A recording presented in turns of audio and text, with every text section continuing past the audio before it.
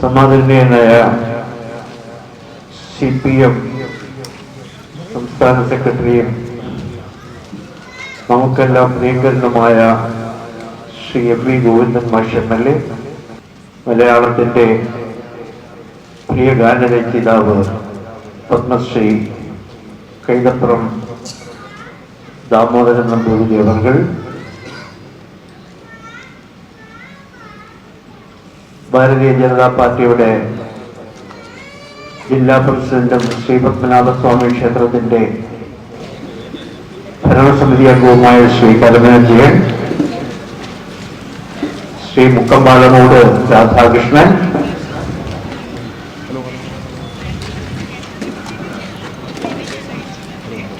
പരബ്രഹ്മം ശ്രീകുമാർ, ശ്രീ ഹാരിഷ്,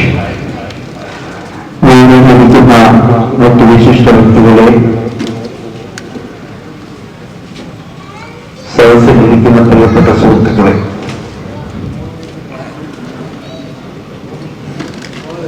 പത്തൊമ്പത് 20, 21 തീയതികളിൽ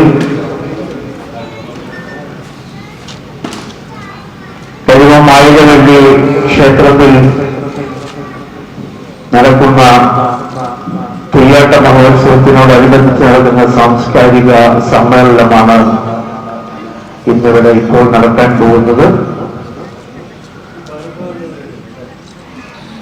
ഈ സമ്മേളനം ഭദ്രദീപം തെളിയിച്ച് ഉദ്ഘാടനം ചെയ്യാൻ പത്മശ്രീ കൈതപ്രം ദാമോദരൻ നമ്പൂതിരി അവരെ ക്ഷണിക്കുന്നു. ശ്രീ MV ഗോവിന്ദൻ മാഷയെയും മറ്റു വിശിഷ്ടാതിഥികളെയും ആദരപൂർവ്വം ക്ഷണിക്കുന്നു.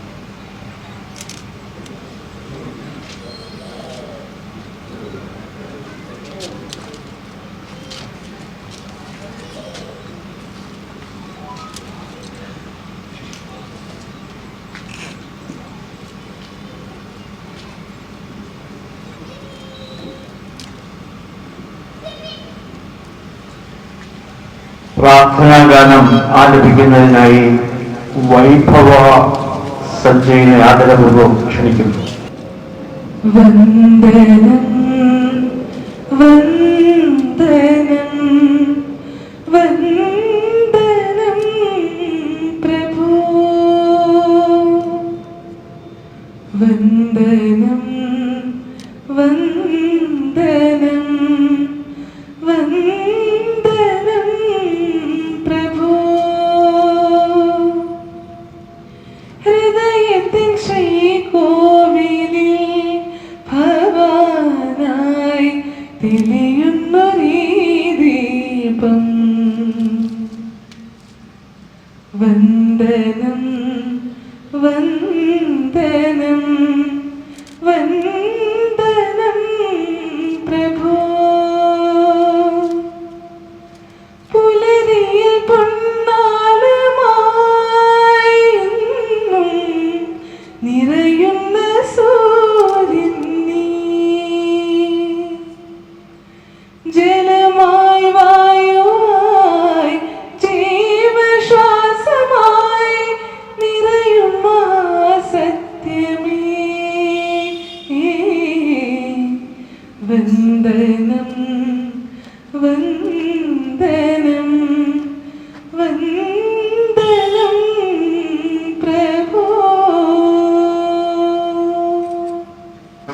അതിക്രമിച്ചിരിക്കുന്നതുകൊണ്ട് സ്വാഗത പ്രസംഗം ചുരുക്ക വാക്കുകളിൽ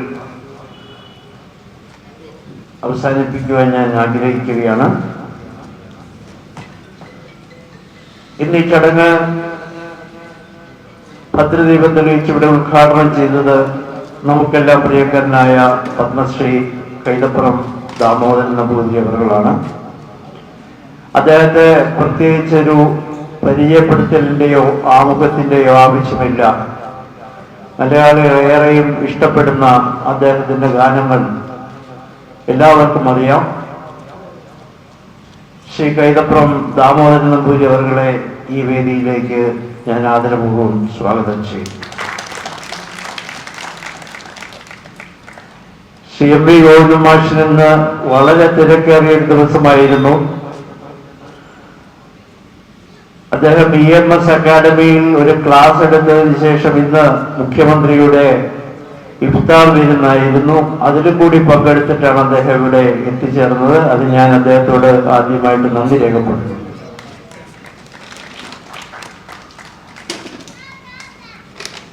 കറകളഞ്ഞ അല്ലെങ്കിൽ കറപുരളാത്ത രാഷ്ട്രീയ വ്യക്തിത്വമാണ് ശ്രീ എം വി ഗോവിന്ദൻ മാഷ്.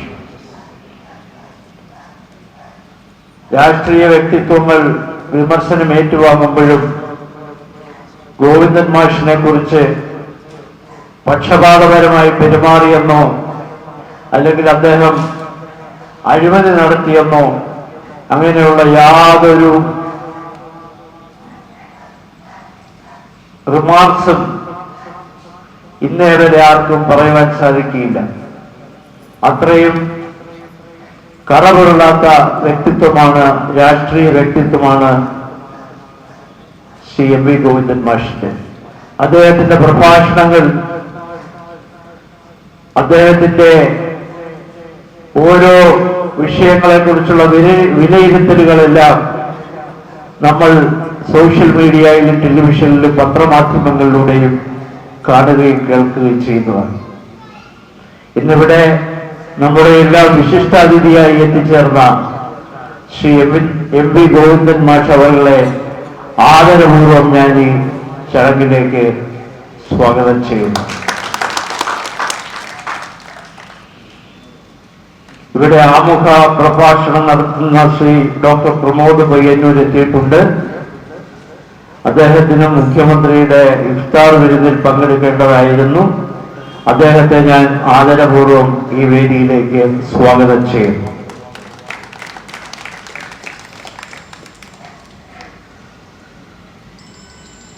ഇന്നിവിടെ ആദരവേറ്റുവാങ്ങാൻ എത്തിച്ചേരാമെന്ന് ഡോക്ടർ ഓമനക്കുട്ടി ടീച്ചർ സമ്മതിച്ചിരുന്നു. പക്ഷെ തിരക്കിട്ട കാര്യപരിപാടികൾ മൂലം ടീച്ചറിന് ഇവിടെ ഇതുവരെ എത്തിച്ചേരാൻ സാധിച്ചിട്ടില്ല. ടീച്ചർ ഇവിടെ എത്തിച്ചേരുമെന്ന് തന്നെയാണ് കരുതുന്നത്. ടീച്ചറിനെ, ഓമനക്കുട്ടി ടീച്ചറിനെ ഈ വേദിയിലേക്ക് സ്വാഗതം ചെയ്യുന്നു. ഇന്നിവിടെ എത്തിച്ചേരാമെന്ന് പറഞ്ഞ ശ്രീ രമേശ് ചെന്നിത്തല അദ്ദേഹം എത്തിച്ചേരുകയില്ല എന്ന് അറിയിച്ചിട്ടുണ്ട്. അദ്ദേഹത്തിന് അടിയന്തരമായിട്ട് ഡൽഹിയിൽ നിൽക്കേണ്ടി വന്നു. ഉച്ചയോടുകൂടിയാണ് അദ്ദേഹം കൊച്ചിയിലെത്തിയത്. പിന്നീട് അദ്ദേഹത്തിന് തിരുവനന്തപുരത്തേക്ക് എത്താൻ കഴിഞ്ഞില്ല. അദ്ദേഹം എത്തിച്ചേരുകയില്ല എന്ന് അറിയിച്ചിട്ടുണ്ട്. ഈ ചടങ്ങിന്റെ അധ്യക്ഷൻ ശ്രീ മുക്കമ്പാലമൂട് രാധാകൃഷ്ണനാണ്. ഈ ഗോപീർത്ഥൻ ട്രസ്റ്റിന്റെയും ഇതിന്റെ ഓർഗനൈസിംഗ് കമ്മിറ്റിയുടെയും പ്രസിഡന്റാണ്. ശ്രീ മുക്കമ്പാലമൂട് രാധാകൃഷ്ണൻ ഞാൻ ഈ ചടങ്ങിലേക്ക് ആദരപൂർവ്വം സ്വാഗതം ചെയ്യും. ശ്രീ കരമന ജയൻ, അദ്ദേഹത്തിന് തിരുവനന്തപുരത്തുകാർക്ക് ഒരു ആമുഖം ആവശ്യമില്ല. ഭാരതീയ ജനതാ പാർട്ടിയുടെ നേതാവ് എന്നതിലുപരി അദ്ദേഹം ഇപ്പോൾ പത്മനാഭസ്വാമി ക്ഷേത്രത്തിന്റെ ഭരണസമിതി അംഗം കൂടിയാണ്.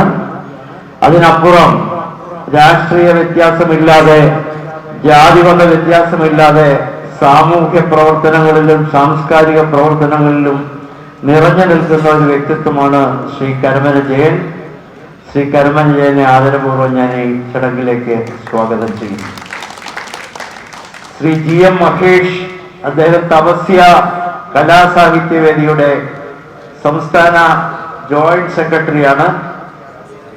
അദ്ദേഹത്തെ ഞാൻ ഈ ചടങ്ങിലേക്ക് ആദരപൂർവ്വം സ്വാഗതം ചെയ്യും. സ്വാഗത സംഘത്തിന്റെ ചെയർമാൻ അഡ്വക്കേറ്റ് പരബ്രഹ്മ ശ്രീകുമാറിനെ ഞാൻ ഈ ചടങ്ങിലേക്ക് സ്വാഗതം ചെയ്യുന്നു. നമ്മൾ ഇന്നിവിടെ ആദരിക്കുന്ന ഡോക്ടർ ഹരീഷ്, അദ്ദേഹം ഡി റിനോൺ ബയോടെക് പ്രൈവറ്റ് ലിമിറ്റഡിന്റെ ചെയർമാനും ഡയറക്ടറുമാണ്, ഫൗണ്ടറുമാണ്.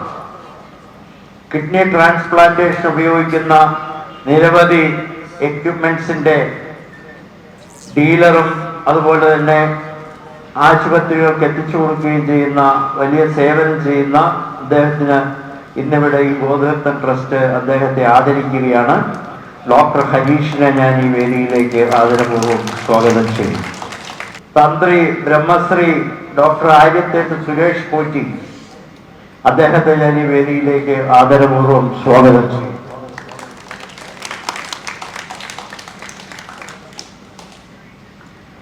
വേദിയിലിരിക്കുന്ന എല്ലാ വിശിഷ്ട വ്യക്തികളെയും ഒരിക്കൽ കൂടി സ്വാഗതം ചെയ്തുകൊണ്ട് സ്വാഗത പ്രസംഗം അവസാനിപ്പിക്കുന്നു. ഇന്നിവിടെ തെയ്യം എന്ന് പറയുന്നത് നമ്മളെ സംബന്ധിച്ചിടത്തോളം വടക്കേ മലബാറിന്റെ ഒരു സാംസ്കാരിക അനുഷ്ഠാന പൈതൃകമാണെങ്കിലും നമ്മൾക്കതിനെക്കുറിച്ച് കൂടുതൽ നമ്മളത് പഠിച്ചിട്ടില്ല. ആദ്യമായിട്ടാണ് തിരുവനന്തപുരത്ത് പ്രധാനപ്പെട്ട തെയ്യങ്ങളെ ഈ ഗോതീർത്ഥം ട്രസ്റ്റിന്റെ ആഭിമുഖ്യത്തിൽ ഇവിടെ കൊണ്ടുവരുന്നത്. തെയ്യാട്ടം മാനവികതയുടെ അനുഷ്ഠാനങ്ങളുടെ മാനവികത എന്ന വിഷയങ്ങളെ കുറിച്ച് ആമുഖ പ്രഭാഷണം നടത്തുന്നതിനായി ഭാരത് ഭവന്റെ മെമ്പർ സെക്രട്ടറി കൂടിയായ ഡോക്ടർ പ്രമോദ് പയ്യന്നൂരിനെ ക്ഷണിക്കുന്നു. അദ്ദേഹം ഒരു സിനിമാ സംവിധായകൻ കൂടിയാണ്. ബാല്യകാല സഖി എന്ന പേരിൽ മമ്മൂട്ടിയെ വെച്ച് ഒരു ചിത്രം സംവിധാനം ചെയ്തിട്ടുണ്ട്. പിന്നീട് അദ്ദേഹത്തിന് ചലച്ചിത്ര മേഖലയിൽ തുടരാൻ കഴിയാത്തത് കഴിഞ്ഞ ഒരു പതിറ്റാണ്ടായി ഭാരത് ഭവന്റെ മെമ്പർ സെക്രട്ടറി ആയിട്ട് അദ്ദേഹം സേവനമനുഷ്ഠിക്കുകയാണ്. ഭാരത് ഭവനെ ഇത്രയും ഒരു ഉയർന്ന സാംസ്കാരിക തലത്തിലേക്ക് കൊണ്ടുവരുന്നതിന് വേണ്ടി ശ്രീ പ്രമോദ് പയ്യന്നൂര് വളരെ കഷ്ടപ്പാടുകൾ സഹിച്ചിട്ടുണ്ട്. ഇന്ന് തലസ്ഥാനത്തിന്റെ ഒരു സാംസ്കാരിക അഭിമാനമാണ് തൈക്കാടുള്ള ഭാരത് ഭവൻ. അതിന്റെ മെമ്പർ സെക്രട്ടറി കൂടിയായ ഡോക്ടർ പ്രമോദ് പയ്യന്നൂരിനെ ആദരപൂർവ്വം ക്ഷണിക്കുന്നു.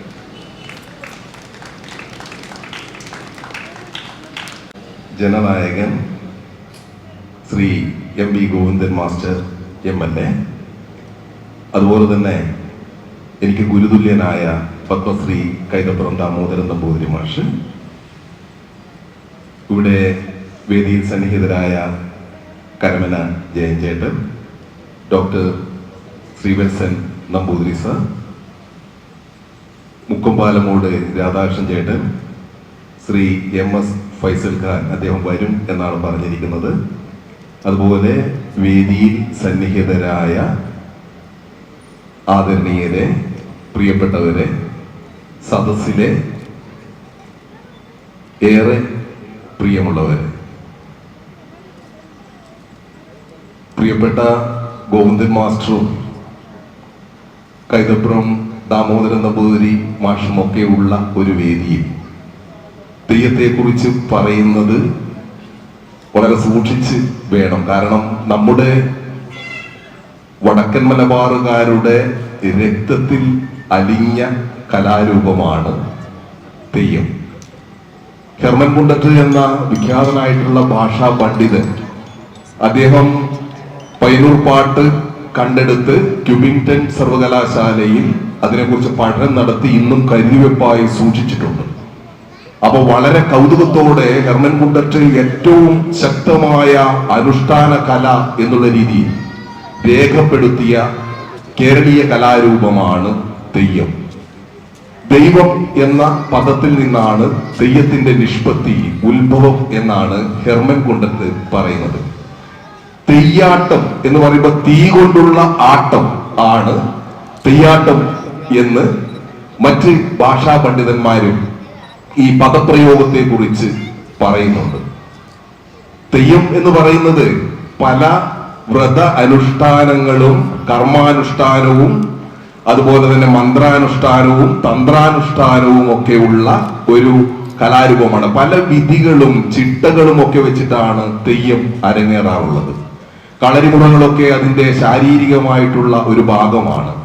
മേക്കപ്പിന്റെ കാര്യത്തിലൊക്കെ നമ്മൾ നോക്കുമ്പോൾ അതിമനോഹരമായ സൂക്ഷ്മമായിട്ടുള്ള മുഖത്തെഴുത്ത്. ഓരോ തെയ്യക്കോലത്തിനും ഓരോ പുരാവൃത്തങ്ങളുണ്ട്.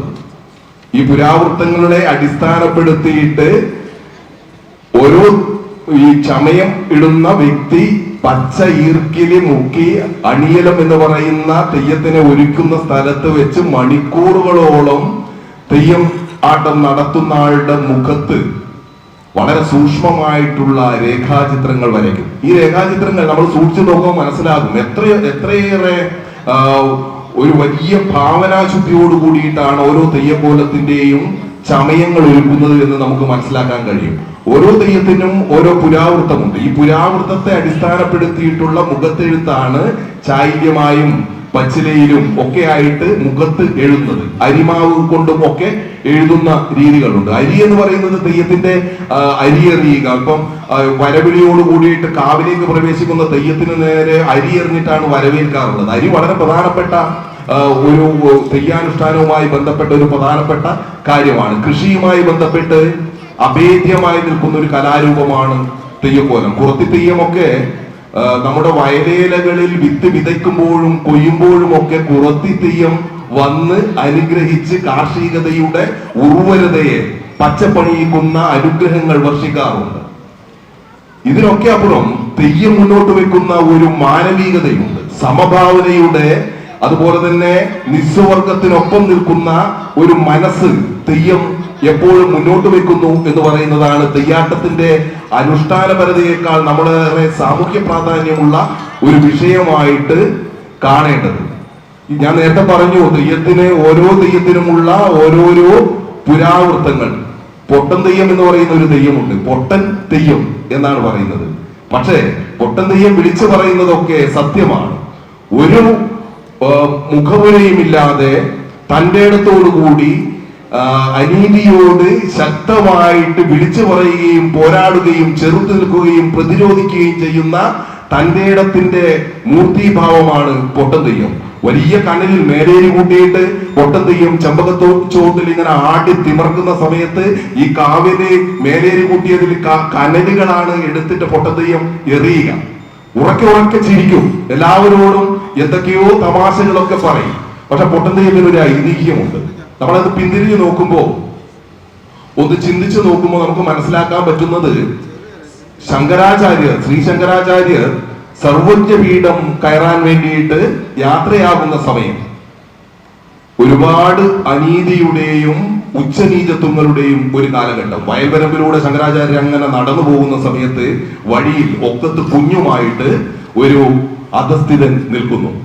വഴിമാറാൻ പറയുന്നു. ദൂരെ നിന്ന് പറയുന്നു വഴിമാറിപ്പോ എന്ന് പറയുന്നു, ഇല്ലെങ്കിൽ അയിത്തമാകും. ഈ പാവപ്പെട്ടവന്റെ അരികിലൂടെ പോയാൽ, ആ ശ്വാസമേറ്റാൽ, ആ ഗന്ധമേറ്റാൽ, കാറ്റ് വന്ന് തന്റെ ശരീരത്തിലേക്ക് പതിച്ചാൽ അയിത്തമാകും എന്ന് പറയുന്ന ഒരു മൂഢവിശ്വാസം നിലനിന്നിരുന്ന ഒരു കാലഘട്ടത്തിൽ, അല്ലയോ പുലയ മാറിപ്പോ എന്ന് ശങ്കരാചാര്യർ പറയുന്ന സമയത്ത് അദ്ദേഹം ഈ ചണ്ടാളനായിട്ടുള്ള വ്യക്തി പാടവരമ്പിൽ നിന്ന് പറയുന്നു, ഒക്കത്ത് കുഞ്ഞുണ്ട്, തലയിൽ കുടത്തില് കള്ളുണ്ട്, ഞാൻ എങ്ങനെയാണ് വഴിമാറി പോവുക? ചെറിയ ഒരു വരമ്പ്, ആ വരമ്പിൽ നിന്ന് എവിടേക്കാണ് ഞാൻ വഴിമാറി പോവുക?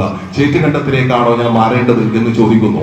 ശങ്കരാചാര്യർ ഗർവോടുകൂടി വീണ്ടും പറയുന്ന സമയത്ത് ഇവരൊരു വാദപ്രതിവാദത്തിൽ ഏർപ്പെടുന്നുണ്ട്. വാദപ്രതിവാദത്തിൽ ഏർപ്പെടുന്ന സമയത്ത് ശങ്കരാചാര്യർ പല വൈജ്ഞാനികമായിട്ടുള്ള കാര്യങ്ങൾ പറയുന്നതിനെയൊക്കെ ഖണ്ഡിച്ചുകൊണ്ട് ഈ അധസ്ഥിതനായിട്ടുള്ള മനുഷ്യൻ, വരമ്പിൽ നിൽക്കുന്ന മനുഷ്യൻ ശക്തമായിട്ട് ശങ്കരാചാര്യരോട് വാദപ്രതിവാദത്തിൽ ജയിച്ചു നിൽക്കുന്ന അവസ്ഥയുണ്ട്. അതിനിടയില് വല്ലാതെ പറയുന്ന സമയത്ത് ഈ അധസ്ഥിതനായ മനുഷ്യൻ ഉറക്കെ ശങ്കരാചാര്യരോട് ചോദിക്കുന്നുണ്ട്. തോറ്റംപാട്ട് എന്ന് പറഞ്ഞാൽ തെയ്യത്തിലെ തോറ്റി ഉണർത്തുന്ന പാട്ട് എന്നാണ്, പാടി ഉണർത്തുന്ന പാട്ട് എന്നാണ് അർത്ഥം. ഈ തോറ്റംപാട്ട് ഓരോ തെയ്യക്കോലങ്ങളുടെയും തലേ ദിവസം കൊട്ടി പാടിയിട്ടാണ് പിന്നെ രാത്രികാലങ്ങളിലാണ് കൂടുതലും അത് നടക്കുക. അതിപുലർച്ചെയും നടക്കാറുണ്ട്. പിന്നീടാണ് ഈ തെയ്യക്കോലങ്ങളുടെ വരവ് ഉണ്ടാവുക. അപ്പൊ ഈ പാടവരമ്പത്ത് നിൽക്കുന്ന ഈ അധസ്ഥിതനായിട്ടുള്ള മനുഷ്യൻ ശങ്കരാചാര്യരോട് ചോദിക്കുന്നുണ്ട്, നിങ്ങളുടെ കുപ്പേലി നട്ടൊരു വാഴ, എങ്ങടെ കുപ്പേലി നട്ടൊരു വാഴ, നിങ്ങളുടെ ദേവന് കുരുസിക്ക് പൂജ, അവിടേക്ക് നിങ്ങളും ഞങ്ങളുമൊക്കും, പിന്നെന്തിനീത്തേവര് കുലം പേശകുന്ന്. എത്ര സത്യമായിട്ടുള്ള പരമാർത്ഥമാണ് ചോദിക്കുന്നത്. നിങ്ങളുടെ ദേവന് കാവിൽ പൂജിക്കുന്ന, ക്ഷേത്രത്തിൽ പൂജിക്കുന്ന, വിഗ്രഹത്തിന് മുന്നിൽ പൂജിക്കുന്ന ദേവന് നൽകുന്ന ഈ കദളിവാഴപ്പഴം ഞങ്ങളുടെ കുപ്പയിൽ നട്ട് വളർത്തിയതാണ്, നമ്മൾ വെള്ളമൊഴിച്ച് വളർത്തിയതാണ്, അവിടെ ഐത്തമില്ല. പിന്നെന്തിനാണ് നിങ്ങൾ കുലം വെച്ചെക്കുന്നത്? ഞാനേത് ജാതി, നീ ഏത് ജാതി എന്ന് എന്തിനാണ് ചോദിക്കുന്നത് എന്ന് ഈ ചണ്ടാളൻ ശങ്കരാചാര്യരോട് ചോദിക്കുന്നു. കഴിഞ്ഞില്ല, വീണ്ടും അദ്ദേഹം ചോദിക്കുന്നു, ഏങ്ങളെ കൊത്തിയാലും ചോരന്നെ ചോവറെ, നിങ്ങളെ കൊത്തിയാലും ചെഞ്ചോര തന്നെ, അവിടേക്ക് നിങ്ങളും ഞങ്ങളുമൊക്കും, പിന്നെന്തിനീത്തേവര് കുലം പേശകുന്ന്. എത്ര പരമാർത്ഥാണ്. നമ്മുടെയൊക്കെ ബ്ലഡിന്, നമ്മുടെയൊക്കെ രക്തത്തിന്റെ A positive, B positive, B എന്നൊക്കെ പറഞ്ഞ്, ഓ എന്നൊക്കെ പറഞ്ഞ് നമ്മുടെ രക്തത്തിന് ചെറിയ വേർതിരിവുകൾ ഉണ്ടാകാം. പക്ഷെ ഒരേ രക്തമാണ്. മനുഷ്യന്റെ സിരകളിലൂടെ ഒഴുകുന്ന രക്തത്തിന്റെ നിറം ചുവപ്പാണ്, ചെഞ്ചോരയാണ്.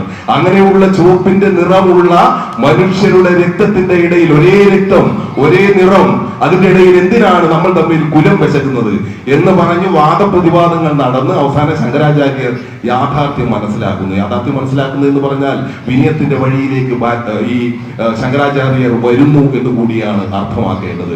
എല്ലാം തികഞ്ഞു. അത് കഴിഞ്ഞ് സർവജ്ഞ പീഠത്തിലേക്ക് കയറാൻ പോകുന്ന ഒരാളുടെ ഗർവിനുമേതെ ഉള്ള ഉശിരനായിട്ടുള്ള അടിയാണ്. എല്ലാം തികഞ്ഞാലും മനുഷ്യനെ തിരിച്ചറിയാനുള്ള മനസ്സുണ്ടാവുക, സമഭാവന നെഞ്ചേറ്റുക എന്ന് പറയുന്ന വലിയ തത്വം മുന്നോട്ട് വെച്ചുകൊണ്ടാണ് പൊട്ടൻ തെയ്യത്തിന്റെ തോറ്റംപാട്ട് പൂർണ്ണമാകുന്നത്. ഈ തോറ്റംപാട്ടിലെ വളരെ ശക്തമായിട്ടുള്ള കാര്യങ്ങളാണ് ഞാൻ എടുത്തു പറഞ്ഞത്. അപ്പോൾ ഈ ശങ്കരാചാര്യരുടെ ഗർവ് ശമിക്കുകയും, ഗർവ് ശമിച്ച ശങ്കരാചാര്യർ അദ്ദേഹം സർവജ്ഞപീഠം കയറാൻ വേണ്ടിയിട്ട് യോഗ്യത നേടുകയും ചെയ്തു എന്നുള്ളതാണ് പറയുന്നത്.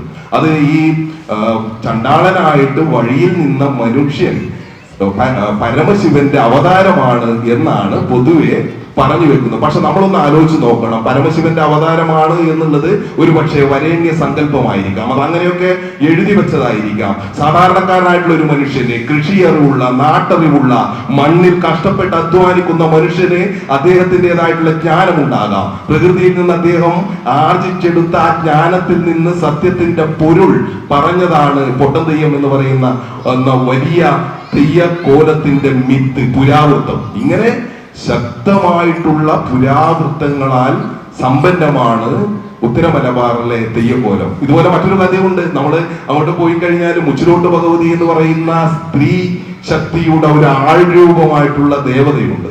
ഈ ദേവത എന്ന് പറഞ്ഞാൽ നമ്മളതിന്റെ സാമൂഹ്യ പരിപ്രേക്ഷ്യത്തിൽ ചിന്തിച്ചു നോക്കുമ്പോൾ എത്രമാത്രം ശക്തമായിട്ടാണ് സ്ത്രീ സ്വാതന്ത്ര്യത്തിന് വേണ്ടിയിട്ട് നൂറ്റാണ്ടുകൾക്ക് മുൻപേ പുരാവൃത്തത്തിന്റെ എല്ലാ കരുത്തോടും കൂടിയിട്ട് നൂറ്റാണ്ടുകൾക്ക് മുമ്പേ നമ്മുടെ ഈ തെയ്യക്കോലങ്ങളുടെ പിന്നിലുള്ള കഥയെ, അല്ലെങ്കിൽ നടന്ന സംഭവമോ ഐതിഹ്യങ്ങളോ ഒക്കെ ആയിട്ടുള്ള കാര്യങ്ങളെ ചേർത്ത് വെച്ച് വളരെ മനോഹരമായിട്ട് ജനങ്ങളുടെ ചിന്തയിലേക്ക് നന്മയുടെ വഴികൾ ചേർത്ത് പിടിക്കാൻ വേണ്ടിയിട്ട് അതിമനോഹരമായിട്ടുള്ള മിത്തുകൾ നമ്മുടെ പൂർവികന്മാർ രൂപപ്പെടുത്തിയിട്ടുള്ളത് എന്ന് നമുക്കറിയാം. ഈ പൊട്ടൻ തെയ്യത്തിന്റെ ഒരു വലിയ മുഖപ്പാളിയൊക്കെ ആയിട്ട് ഞാൻ നേരത്തെ പറഞ്ഞതുപോലെ വലിയ മേലേരിയുടെ അടുത്തേക്ക് വന്ന് കനലാട്ടവും മറ്റു കാര്യങ്ങളും ഒക്കെ ചെയ്യുന്ന പൊട്ടൻ തെയ്യം, പിന്നീട് നമ്മള് മുച്ചിലോട്ട് ഭഗവതിയെ കാണുന്ന സമയത്ത് അതിമനോഹരമായിട്ടുള്ള ദേവതാ സങ്കല്പത്തിൽ വലിയ മുടിയും ഒക്കെ ആയിട്ടാണ് മുച്ചിലോട്ട് ഭഗവതി നമ്മുടെ മുന്നിൽ എഴുന്നള്ളുക. ഈ ഓരോ ഭഗവതി കോലങ്ങളും ഈ കാവുമുറ്റങ്ങളിലേക്ക് എഴുന്നള്ളുന്ന സമയത്ത് ഒരുപാട് പരിവേദനങ്ങളുമായി എത്തുന്ന ഗ്രാമീണ ജനതയുണ്ട്. അവർക്ക് സങ്കടങ്ങൾ പറയാൻ, അവരുടെ എല്ലാ ദുഃഖങ്ങളും പറയാൻ വേണ്ടിയിട്ട് ഈ ദേവിയുടെയും ദേവന്റെയും മുന്നിലെത്തുമ്പോൾ അധസ്ഥിതനായിരുന്ന ഒരാൾ, ഈ തെയ്യക്കെട്ടിന്റെ എല്ലാ കലാവൈഭവമുള്ള ഒരു മനുഷ്യൻ അവിടെ ഇവരിൽ നിന്ന് എല്ലാ വരങ്ങളും അരുളുകയാണ്. അതോടുകൂടി മനസ്സ് ശാന്തമായിട്ട് തിരിച്ചു പോകുന്ന ഗ്രാമീണ ജനതയെ, മഞ്ഞക്കുറി അണിഞ്ഞ് തിരിച്ചു പോകുന്ന ഗ്രാമീണ ജനത ഉത്തര മലബാറിലെ കളിയാട്ടക്കാവുകളിലെ നിത്യമായിട്ടുള്ള കാഴ്ചയാണ്. കളിയാട്ടങ്ങൾ നടത്തുമ്പോഴും മതപരമായിട്ടുള്ള ജാതീയമായിട്ടുള്ള ഒരു ഉച്ചനീചത്വവും നോക്കാതെയാണ് വടക്കൻ മലബാറിലെയൊക്കെ കളിയാട്ടക്കാവുകൾ ഉണരാറുള്ളത്. നമ്മുടെയൊക്കെ കാവുകളിൽ തെയ്യാട്ടങ്ങൾ നടക്കുന്ന സമയത്ത് അവിടെയുള്ള നേദ്യത്തിന് വേണ്ടിയിട്ട്, അവിടെയുള്ള ചെറിയ ഉണ്ണിയപ്പങ്ങളൊക്കെ ഉണ്ടാക്കാൻ വേണ്ടിയിട്ട് ഈ പഞ്ചസാര കൊണ്ടുവരുന്നത് മുസ്ലിം കുടുംബത്തിൽ നിന്നാണ്. ആ മുസ്ലിം കുടുംബത്തിലെ ആൾക്കാർ വന്നിട്ടാണ് അവിടെ ഈ പഞ്ചസാര കലം കൊടുക്കുന്നതും അതുകൊണ്ടാണ്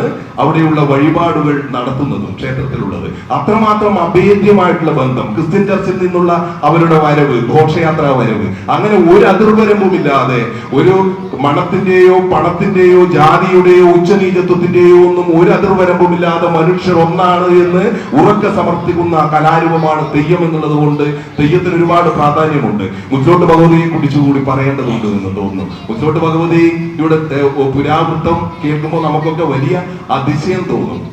പുരുഷ മേധാവിത്വം കൊടികുത്തി വാണിരുന്ന ഒരു കാലഘട്ടത്തിൽ പണ്ഡിതന്മാരായിട്ടുള്ള പുരുഷന്മാർ മൃഷ്ടാന ഭക്ഷണം കഴിച്ച് ഉണ്ട് ഉറങ്ങി പിന്നെ മുറുക്കി ഒക്കെ കഴിയുന്ന സമയത്ത് അവര് വേദങ്ങളും ഇതിഹാസങ്ങളും ജ്ഞാനവും ഒക്കെ ആർജിക്കുന്നുണ്ട്. അതൊക്കെ വലിയ കാര്യമാണ്. അപ്പൊ അവര് നേടുന്ന കാര്യങ്ങളിൽ വാദപ്രതിവാദങ്ങൾ നടക്കും. അപ്പൊ അതിൽ പുരുഷന്മാര് മാത്രമാണ് പങ്കെടുക്കുക. പുരുഷന്മാർക്കാണ് വാദപ്രതിവാദവും ജ്ഞാനവും ഉള്ളവർ. മറ്റ് സ്ത്രീകൾ അതിന്റെ പരിസരത്തേക്ക് വരാൻ അർഹരല്ല എന്ന് തോന്നിപ്പിക്കുന്ന രീതിയിലുള്ള ഈ വാദപ്രതിവാദങ്ങൾ നടക്കുന്ന സമയത്ത് ആ നാട്ടിലെ ഒരു കന്യകയായിട്ടുള്ള സ്ത്രീ അവർക്ക് ഈ വാദപ്രതിവാദത്തിൽ പങ്കെടുക്കണം. സ്വാഭാവികമായിട്ടും മുത്തശ്ശിമാരിൽ നിന്ന് ആർജിച്ച കാര്യങ്ങൾ, ഈ വേദങ്ങളും ഇതിഹാസങ്ങളും ഒക്കെ എഴുത്തോലകളിൽ നിന്നൊക്കെ വായിച്ചറിഞ്ഞ കാര്യങ്ങൾ, ഇങ്ങനെ പലതും ആർജിച്ചെടുത്ത സ്ത്രീക്ക് അതിൽ പങ്കെടുക്കണമെന്ന് പറയുമ്പോൾ പുരുഷന്മാര് അവരെ കളിയാക്കുകയാണ്. അതിനൊരു അവസരം കൊടുക്കുന്നില്ല. അങ്ങനെ മുന്നോട്ട് പോകുന്ന സമയത്ത് അവരുടെ ഇച്ഛാശക്തി കൊണ്ട് ഈ സ്ത്രീ ഒരു ദിവസം വാദപ്രതിവാദത്തിന് അവിടേക്ക് എത്തിച്ചേരുകയും അവർ വാദപ്രതിവാദത്തിൽ പങ്കെടുക്കുകയും ചെയ്യുന്നു. പുരുഷന്മാർ അവരോട് ചോദ്യങ്ങൾ ചോദിക്കുന്നു. അതിലെ തോറ്റമ്പാട്ടിൽ പറയുന്നത് ഇടിയും മിന്നലും പോലെയാണ് ഉത്തരം എന്നുള്ളതാണ് പറയുന്നത്. ഇടിയും മിന്നലും തമ്മിൽ നമുക്കറിയാം, സെക്കൻഡ് വൈസ് ആയിട്ടാണ് അതിന്റെ സമയം, ഫ്രാക്ഷൻ ഓഫ് എ സെക്കൻഡ് എന്ന് പോലും നമുക്ക് പറയാൻ പറ്റില്ല. ഒരു ചോദ്യം, അതിനുത്തരം, അത് ജ്ഞാനം കൊണ്ടുള്ള ഉത്തരം. ഒരുപാട് ആ ദർശനങ്ങളുള്ള ഒരു സ്ത്രീ ഉത്തരങ്ങൾ തുടരെ തുടരെ പറഞ്ഞുകൊണ്ടിരിക്കുമ്പോൾ അതില് വളരെ കൂർമ്മ ബുദ്ധിയുള്ള ഒരാൾ പറയുന്നു, ഏറ്റവും വലിയ നോവ് ഏതാണ് എന്ന് ചോദിക്കുകയാണ്. ഏറ്റവും വലിയ നോവ് ഏതാണ് എന്ന് ചോദിച്ചു. അപ്പൊ ഈ കന്യക ഉടനെ പറയുകയാണ്, പേറ്റു നോവാണ് ഏറ്റവും വലിയ നോവ്, അമ്മ ആണ് ഏറ്റവും വലിയ സത്യം എന്ന്. അപ്പൊ അതിനു മുമ്പിൽ ഇവർക്ക് ഒന്നും മറുപടി പറയാൻ പറ്റുന്നില്ല. ഏറ്റവും വലിയ രസം ഏതാണ് എന്ന് ചോദിക്കുമ്പോൾ രതിരസമാണ് എന്ന് പറയുന്നതോട് കൂടിയിട്ട് ഇവര് ആ സ്ത്രീയെ കല്ലെറിഞ്ഞ് അവിടെ നിന്ന് ഓടിക്കുകയും കാട്ടിലേക്ക് പോയ ആ സ്ത്രീ വേദന കൊണ്ട് വളരെ അവഹേളിക്കപ്പെട്ട് കാട്ടിലേക്ക് പോയ ആ സ്ത്രീ ആത്മാഹുതി ചെയ്യുന്ന സമയത്ത് അതുവഴി വന്ന ഒരാളുടെ കയ്യിൽ നിന്ന് എണ്ണ വാങ്ങിക്കുകയും ആ എണ്ണ ഇതിലേക്ക് ഒഴിച്ചുകൊണ്ട് അന്ന് ആ തീ കൊളുത്തി ആത്മാഹുതി ചെയ്യുന്നു എന്നും, ഈ മനുഷ്യൻ, എണ്ണ കൊടുത്ത മനുഷ്യന്റെ വീട്ടിന്റെ പടിഞ്ഞാറ്റയിൽ അന്ന് ഈ വലിയ ബാരലുകളൊക്കെ ഉണ്ടാവുമല്ലോ, ആ മരത്തിന്റെ ഒക്കെ, അതിൽ ഇദ്ദേഹം എണ്ണ ശേഖരിച്ചു വെക്കാറുണ്ട്. സന്ധ്യാസമയത്ത് എണ്ണ തിളച്ച് വരുന്നതും നമുക്കൊരു മാജിക്കൽ റിയലിസം ഒക്കെ ആയിട്ട് തോന്നാം. ഇപ്പോഴത്തെ നോവലുകളിലൊക്കെയുള്ള മാജിക്കൽ റിയലിസം പോലെ തോന്നാം. ആ എണ്ണ തിളച്ച് വരുന്നതിനിടയിൽ നിന്നും അതിമനോഹരിയായിട്ടുള്ള ഒരു അമ്മ രൂപം വരികയും വളരെ മനോഹരിയായിട്ടുള്ള സ്ത്രീ വന്ന് ഇദ്ദേഹത്തിനെ അനുഗ്രഹിക്കുന്നു എന്നുള്ളതാണ് കഥ, പുരാവൃത്തം. നമ്മൾ ആലോചിച്ച് നോക്കുക. ഫെമിനിസം എന്നൊക്കെ പറഞ്ഞ് നമ്മൾ ഇപ്പോഴൊക്കെ പറയുന്ന സ്ത്രീ സ്വാതന്ത്ര്യത്തിന് വേണ്ടിയിട്ട്, സ്ത്രീ സമത്വത്തിന് വേണ്ടി, ഇന്ന് അനിവാര്യമായിട്ടുള്ള കാര്യത്തിന് വേണ്ടി മുന്നോട്ട് പോകുന്ന ഒരു കാലഘട്ടത്തിൽ ഒരുപാട് വർഷങ്ങൾക്ക് മുൻപേ ഇങ്ങനെയുള്ള കാര്യങ്ങൾക്ക് വേണ്ടിയിട്ട് ഇത്തരം ചിന്തകൾ ഉണർത്തുന്ന രീതിയിലാണ് ഇത്തരം തെയ്യക്കോലങ്ങളെ സൃഷ്ടിച്ച് എടുത്തിരിക്കുന്നത്. അതുകൊണ്ട് തന്നെ തെയ്യങ്ങൾ, തെയ്യാട്ടങ്ങൾ, കളിയാട്ടങ്ങൾ എന്നൊക്കെ പറയുന്നത് പ്രകൃതിയുമായിട്ട് ചേരുന്ന, മണ്ണുമായിട്ട് ചേർന്ന് നിൽക്കുന്ന മനുഷ്യന്റെ അനുഷ്ഠാനപരതയുടെ കലാരൂപമാണ്. ആ തെയ്യാട്ടങ്ങളെ ഇപ്പം വടക്കൻ മലബാറിന്റെ തെയ്യാട്ടങ്ങളെ നമുക്ക് ഇവിടെ കൊണ്ടുവരും. നിങ്ങൾക്കൊക്കെ അതിനെക്കുറിച്ച് വായിച്ചും കേട്ടും കണ്ടുമൊക്കെ അനുഭവം ഉണ്ടാകും. പക്ഷെ അത് ഇവിടെ കണ്ട് ഇവിടെ ഒരു കളിയാട്ടക്കാവിന്റെ മുന്നിൽ അത് അത് ഈ പ്രകൃതി പരിസരങ്ങളിൽ അത് അവതരിപ്പിക്കപ്പെടുന്നു എന്ന് പറയുമ്പോൾ കിട്ടുന്ന വലിയ സാംസ്കാരിക ധാരയുടെ കൈമാറ്റങ്ങളുണ്ട്. ഈ കൈമാറ്റങ്ങളിലൂടെ മാനവികതയുടെ വലിയ സന്ദേശങ്ങളാണ് മനുഷ്യർ പരസ്പരം കൈമാറുന്നത്. അപ്പൊ അത്തരം കാര്യങ്ങളെ നിലനിർത്താൻ വേണ്ടിയിട്ട് വളരെ യുക്തിപൂർവമായിട്ടുള്ള ശ്രമമാണ് ഇത്. ചരിത്രത്തിൽ തന്നെ രേഖപ്പെടുത്താവുന്ന, അതുപോലെ സാംസ്കാരിക ചരിത്രത്തിൽ വളരെ ശക്തമായിട്ട് ആഴത്തിൽ കോറിയിടേണ്ടുന്ന കാര്യമാണ് കരുമം ചെറുകര ശ്രീ ആയിരം വില്ലി തമ്പുരാൻ ക്ഷേത്രത്തിൽ മധുപാലം തിരുവനന്തപുരത്ത് ഇവിടെ ഗോതീർത്ഥം ട്രസ്റ്റ് സംഘടിപ്പിക്കുന്ന അനന്തപുരി തെയ്യാട്ട മഹോത്സവം. ഇങ്ങനെയുള്ള കാര്യങ്ങൾ പരസ്പരം വടക്കൻ മലബാറിൻ്റെത് തെക്കൻ കേരളത്തിലേക്കും, തെക്കൻ കേരളത്തിൻ്റെത് വടക്കൻ കേരളത്തിലേക്കും ഒക്കെ മാറി വരുമ്പോഴാണ് ജനങ്ങളുടെ ഇത്തരം രീതിയിലുള്ള നല്ല ചിന്തകൾ, നന്മ ഉള്ള ചിന്തകൾ, സ്നേഹം വിതച്ച് നന്മ കൊയ്യുക എന്ന് കൈതപ്രം മാഷ് എപ്പോഴും പറയാറുണ്ട്. അതുപോലെ സ്നേഹം വിതച്ച് നന്മ കൊയ്യാനുള്ള ഇത്തരം കലകളുടെ ഭക്തിപരമായിട്ടുള്ള കാര്യങ്ങൾക്കൊപ്പം തന്നെ ഒരുപക്ഷെ അതിനപ്പുറത്തേക്ക് മാനവികതയുടെ, സമഭാവനയുടെ, സ്നേഹത്തിന്റെ, നന്മയുടെ, കാരുണ്യത്തിന്റെയൊക്കെ വലിയ സന്ദേശം ഇത്തരം കലാരൂപങ്ങൾ ലോകത്തിന് മുന്നിലേക്ക് വെക്കുന്നത്. അത് നമ്മൾ ഏറ്റുവാങ്ങുക, മനുഷ്യരെ പരസ്പരം സ്നേഹിക്കുക, സമഭാവനയുടെ നല്ല ലോകത്തേക്ക് ചുവടുവെക്കാൻ ഇത്തരം കാര്യങ്ങൾ പൂർവികർ നമുക്ക് വേണ്ടി ഉപദേശിച്ച, നമുക്കായി കരുതി വെച്ച ഇത്തരം അനുഷ്ഠാനങ്ങളുടെ കരുത്ത് ഇത്തരം സ്ഥലങ്ങളിൽ, ഇത്തരം ക്ഷേത്രങ്ങളിൽ, മറ്റ് സാംസ്കാരിക കേന്ദ്രങ്ങളിലൊക്കെ ഉണ്ടാകുന്നത് വളരെ വലിയ കാര്യമാണ്. പടയണിയും മുടിയേറ്റും തിറയും ഒക്കെ പോലെ തന്നെ തെയ്യവും അതിൻ്റെതായിട്ടുള്ള കരുത്ത് അറിയിച്ച ഏറ്റവും കരുത്താർന്ന കലാരൂപമാണ്. ആ കലാരൂപത്തെ തെക്കൻ കേരളത്തിന്റെ മണ്ണിലേക്ക്, ആ തെയ്യാട്ടങ്ങളുടെ ഉറഞ്ഞാട്ടവും വരദാനവും ഒക്കെ ഇവിടെ കൂടി ചെയ്ത് എടുക്കുന്ന ഈ സംഘാടകരെ വലിയ ആദരവോടെ നിങ്ങളിൽ ഒരാളായി നിന്നുകൊണ്ട് അഭിനന്ദിക്കുന്നു. ദീർഘിപ്പിക്കുന്നില്ല. പ്രിയപ്പെട്ട ഗോവിന്ദൻ മാസ്റ്ററും കൈതപ്പുറം നമ്പൂതിരി മാഷും ഒക്കെ സംസാരിക്കാനിരിക്കുന്നു. വേറെ വിശിഷ്ട വ്യക്തിത്വങ്ങളും സംസാരിക്കാനുണ്ട്. ഒരിക്കൽ കൂടി എല്ലാ ഭാവുകങ്ങളും ആശംസിക്കുന്നു. സ്നേഹം, നന്മ. കുറിച്ച് മനോഹരമായ ഒരു വിവരണമാണ് ശ്രീ പ്രമോദ് പയ്യന്നൂർ നൽകിയത്. ഇവിടെ നമ്മൾ ഒരു വ്യക്തിയെ കൂടി ആദരിക്കുന്നുണ്ട്. തിരുവനന്തപുരത്തുകാർക്ക് SP fort hospital, PRS hospital, ആ ഗ്രൂപ്പിനെ കുറിച്ച് പ്രത്യേകിച്ച് പറഞ്ഞു തരേണ്ടതില്ല. SP ഗ്രൂപ്പിന്റെ മാനേജിംഗ് ഡയറക്ടറാണ് സതീഷ് AR. അദ്ദേഹം അഭിഭാഷകനാണ്. സാമൂഹ്യ സാംസ്കാരിക ചാരിറ്റി പ്രവർത്തനങ്ങളിലെല്ലാം വളരെയധികം ശ്രദ്ധിക്കുന്ന വ്യക്തിയാണ്. ട്രിവാൻഡ്രം ക്ലബിന്റെ ട്രഷറർ കൂടിയായ ശ്രീ സതീഷിനെ ഈ സദസ്സിലേക്ക് ഞാൻ സ്വാഗതം ചെയ്യുന്നു. അധ്യക്ഷ പ്രസംഗത്തിനായി ശ്രീ മുക്കമ്പാലമൂട് രാധാകൃഷ്ണൻ അവരുടെ ആദരപൂർവ്വം ക്ഷണിക്കുന്നു. നമ്മുടെ വിശിഷ്ട അതിഥി, തെയ്യങ്ങളുടെ നാട്ടിലെ ജനകീയൻ, ആദരണീയ ഗോവിന്ദൻ മാഷ് തെയ്യത്തെക്കുറിച്ച് നമുക്ക് പരിചയപ്പെടുത്തുകയും ഇത്തരമൊരാശയം മുന്നോട്ട് വെച്ചപ്പോൾ നവദീപനും ഇതിൻ്റെ എല്ലാമായ സുരാജിക്കും നമുക്കും നമ്പൂരി ചേട്ടനുമെല്ലാം പരിചയപ്പെടുത്തിയ നമ്മുടെ ആദരണീയ സാംസ്കാരിക സെക്രട്ടറി ഭാരത് ഭവന്റെ ആളിനാളുമായ നമ്മുടെ പ്രിയ പ്രമോദ് പയ്യന്നൂർജി, കരമന ജയൻ, മറ്റ് ആദരവേറ്റുവാങ്ങുന്ന വ്യക്തിത്വങ്ങളെ വളരെ സമയം ദീർഘിപ്പിക്കുന്നില്ല. എന്നിരുന്നാലും പ്രയാസം കൊണ്ട് 2 വാക്ക് സൂചിപ്പിച്ചുകൊള്ളു. നമ്മൾ കഴിഞ്ഞ വർഷവും ഗോ ട്രസ്റ്റ് തെയ്യ മഹോത്സവം ഇവിടെ ആഘോഷിക്കുവാൻ തീരുമാനിച്ചതാണ്. തെക്കൻ തിരുവിതാംകൂറിലെ ഒരു ക്ഷേത്രങ്ങളും തരുവാൻ തയ്യാറായിട്ടില്ല.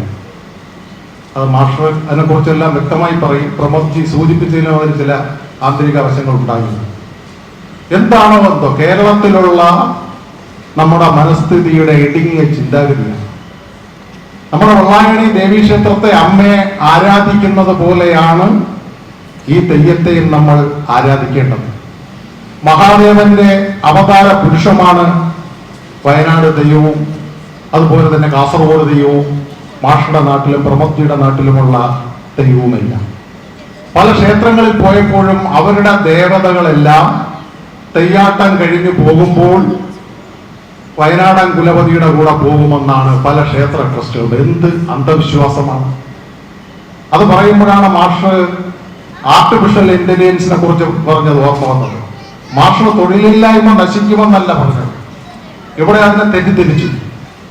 ആ രീതിയിലുള്ള തെറ്റിദ്ധാരണയാണ് തെയ്യം തെക്കൻ തിരുവിതാംകൂറിലേക്ക് വന്നാൽ തെക്കൻ തിരുവിതാംകൂറിലെ അമ്മമാരും മഹാദേവന്മാരും ഗണേശന്മാരും എല്ലാം വടക്കൻ മേഖലയിലേക്കും മലബാറിലേക്കും പോകുന്നു. സുരാജിയും ഞാനും എല്ലാ പല ക്ഷേത്രങ്ങളും കയറി ഇറങ്ങി തരാമെന്ന് പറയും. പക്ഷേ ആയിരവല്ലി തമ്പുരാന്റെ അവിടെ വന്നു, അമ്മയുടെ ഭാരവാഹികളെ കണ്ടു, മഹേഷി പരിചയപ്പെടുത്തി. അദ്ദേഹം 100 വട്ടവും സ്വാഗതം ചെയ്തു. അർജുന പ്രതിഷ്ഠ ഇവിടെയുണ്ട്. ഭഗവാൻ അർജുനന്റെ പ്രതിഷ്ഠാകർമ്മമുള്ള ഏക ക്ഷേത്രം തെക്കൻ തിരുവിതാംകൂറിൽ ആയിരവല്ലി തമ്പുരാൻ കരിമം ഈ നടയിലാണ്. പവിത്രമായ ഈ നടയിലാണ് നമുക്ക് കിട്ടിയത്. പല ക്ഷേത്രങ്ങളിൽ പോയിട്ടു. പക്ഷെ നമ്മുടെ ഇടുങ്ങിയ ചിന്താഗതികൾ മാറും. പ്രമോദ് ജി സൂചിപ്പിച്ചതുപോലെ കാർഷിക അഭിവൃദ്ധിയുടെ ആ ഒരു രീതിയാണ് തെയ്യക്കോലം. തീയിലാടി തൊട്ടടുത്ത ആറിൽ മുങ്ങി ആ പവിത്രത എന്ത് കോൺസെപ്റ്റ് സങ്കല്പമാണ്. നമ്മുടെ വെള്ളായണി അമ്മച്ചിക്ക് ലാസ്റ്റില് പകണയെ കഴിഞ്ഞ് കള്ള് കൊടുത്ത് അഭിഷേകം ചെയ്ത് കള്ള് തീർത്ഥം നമ്മൾ കുടിക്കുന്നത് പോലെ പരശ്ശിനിക്കടവിലെ മുത്തപ്പനായ മഹാദേവ സങ്കല്പ കോൺസെപ്റ്റുള്ള പരശ്ശിനിക്കടവ് മുത്തപ്പനെ ആദരിച്ചുകൊണ്ട് തെയ്യങ്ങളാടുമ്പോൾ എന്തുകൊണ്ട് കൊല്ലത്തും തിരുവനന്തപുരത്തും പത്തനംതിട്ടയുള്ളവർക്ക് ഈ തെയ്യ ദൈവങ്ങളെ നമുക്ക് സ്വീകരിച്ചുകൂടാ? ആ വളർന്നു വരുന്ന യുവജനങ്ങൾക്കും യുവതികൾക്കുമെങ്കിലും ഈ ആർട്ടിഫിഷ്യൽ ഇന്റലിജൻസ് കാലത്ത് ഈ ഐറ്റങ്ങളും ഈ ചിന്താഗതികളും ഈ അന്ധവിശ്വാസങ്ങളും മാറുവാൻ വേണ്ടിയാണ് ഗോതീർത്ഥം ട്രസ്റ്റ് ഇത്തരത്തിലൊരു സംഭവം അനന്തപുരിയിലേക്ക് വരുന്നത്. അനന്തപത്മനാഭൻ പള്ളി കൊണ്ട് കിടക്കുന്നിടത്ത് തെയ്യവും പള്ളി കൊള്ളട്ടെ, അതല്ലേ നമ്മുടെ ആതിഥ്യ മര്യാദയനുസരിച്ച് സ്വീകരിക്കേണ്ടത്. അപ്പൊ ഇത്തരത്തിലുള്ള കലാരൂപങ്ങള് ഇവിടെ തിരുവനന്തപുരത്തും കൊല്ലത്തും പത്തനംതിട്ടയെല്ലാം ഓണാഘോഷം നടക്കുമ്പോഴും ഈ ക്ഷേത്ര ഉത്സവം നടത്തുമ്പോഴും ചുമ്മാ കെട്ടി ആഘോഷിച്ച് ഘോഷയാത്രയായിട്ട് പോകുന്നത്. ആ ഒരു സങ്കല്പമല്ല തെയ്യത്തിന് ഉള്ളത്. വയനാടൻ കുലത്തിനുള്ളതും കണ്ണൂർ തെയ്യത്തിനുള്ളതും കാസർഗോഡ് തെയ്യത്തിനുള്ളതും യഥാർത്ഥ ദൈവങ്ങളുടെ ശക്തിയും നീണ്ട 51 ദിവസത്തെ വ്രതമെടുത്താണ് ഈ 6 ആചാര്യന്മാർ ഈ അർജുന ക്ഷേത്രത്തിന്റെ മുമ്പേ തീയാട്ട് കളിക്കുവാൻ വരുന്നത്. ചുമ്മാ വരുന്നതല്ല. അപ്പൊ അത്തരത്തിലുള്ളൊരു സംഭവത്തെ സ്വീകരിച്ച ആയിരവല്ലി തമ്പുരാൻ ക്ഷേത്രത്തിന്റെ ഭാരവാഹികളെ 1000 നന്ദി അർപ്പിച്ചുകൊണ്ടും തിരുവിതാംകൂർ മണ്ണിലേക്ക് ഈ കാസർഗോഡ് തെയ്യത്തെയും മാർഷട നാട്ടിലെ തെയ്യത്തെയും എല്ലാം സ്വീകരിക്കുവാൻ തയ്യാറായ എല്ലാ അമ്മമാരെയും സഹോദരിമാരെയും ക്ഷണിച്ചുകൊണ്ടും ഭാരവാഹികളോട് നന്ദി പറഞ്ഞുകൊണ്ടും എളിയ അധ്യക്ഷ പ്രസംഗം നടത്തുന്നു. ജയ് ഭാരത്. പത്മശ്രീ കൈതപ്പുറം ദാമോദരൻ നമ്പൂതിരി അവരുടെ ആദരവ് ക്ഷണിക്കുന്നു. മക്കള് ബാക്കിലുള്ള ആൾക്കാർ കുറച്ചുകൂടി മുമ്പോട്ടിരിക്കാം. കാരണം ഇവിടെ സ്ഥലമുണ്ട് ഇഷ്ടംപോലെ. എല്ലാവരും ഇങ്ങനെ മാറി മാറി പിന്നോട്ട് പോകേണ്ട കാര്യമില്ല, മുന്നോട്ട് വരണം. നമ്മള് സുനിതാ വിദ്യാഭ്യാസത്തിന്റെ കാലത്താണ് ജീവിക്കുന്നത്. കാരണം നിർഭയമായിട്ടുള്ള ബഹിരാകാശത്ത് ജീവിക്കുകയും 4 ദിവസത്തെ അല്ല 9 ദിവസത്തെ താമസത്തിന് വേണ്ടി പോവുകയും 9 മാസം താമസിക്കുകയും നിഷ്പ്രയാസം തിരിച്ചു വരികയും ചെയ്തിട്ടുള്ള സുനിതാ വിദ്യാഭ്യാസത്തെ പോലുള്ള ധീരരായ ആൾക്കാരാണ് നമ്മുടെ നാടിന്റെ അഭിമാനം. അതുകൊണ്ട് നമ്മൾ പിന്നോട്ട് നിൽക്കേണ്ട, ഒന്നിനും പിന്നോട്ട് നിൽക്കേണ്ട കാര്യമില്ല, എല്ലാം മുമ്പോട്ട്. ഈ തെയ്യങ്ങളെ പിന്നെ തിരുവിതാംകൂറിലേക്ക് കൊണ്ടുവരികയും ഇവിടെ കെട്ടിയെടുക്കുകയും ചെയ്യുന്ന ഈ മഹത്തായ ഈ നാട്ടില് ഈ പരിപാടിക്ക് എന്നെ ക്ഷണിച്ചതിന് ശിവസ നമ്പൂരിയോട് പ്രത്യേകിച്ചുള്ള എൻ്റെ സ്നേഹം. ഇവിടെ ശരിക്ക് വടക്കം ഭൂരിപക്ഷമുണ്ട്. ഞാനുണ്ട്. ശിവസനൊരു പകുതി വടക്കനാണ്, എൻ്റെ ബന്ധുവാണ് അദ്ദേഹം. അതുകൊണ്ട് അവിടെ ശ്രീകേന്ദ്രനെ പറ്റിയൊക്കെ അറിയാം. അദ്ദേഹത്തിൻ്റെ ഭാര്യയുടെ കുടുംബം എന്ന് പറയുന്നത് വടക്കാണ്. അതേപോലെ പ്രമോദുണ്ട്, പ്രത്യേകിച്ച് ഗോവിന്ദമാഷുണ്ട്. ഗോവിന്ദമാഷ് ഈ തെയ്യത്തിന്റെ നടുവിലാണ് ഉള്ളതാണ്, തലപ്പുറത്ത്. അതുകൊണ്ട് ഞങ്ങള് ഒരു വടക്കം ഭൂരിപക്ഷം ഇവിടെ ഉണ്ട്.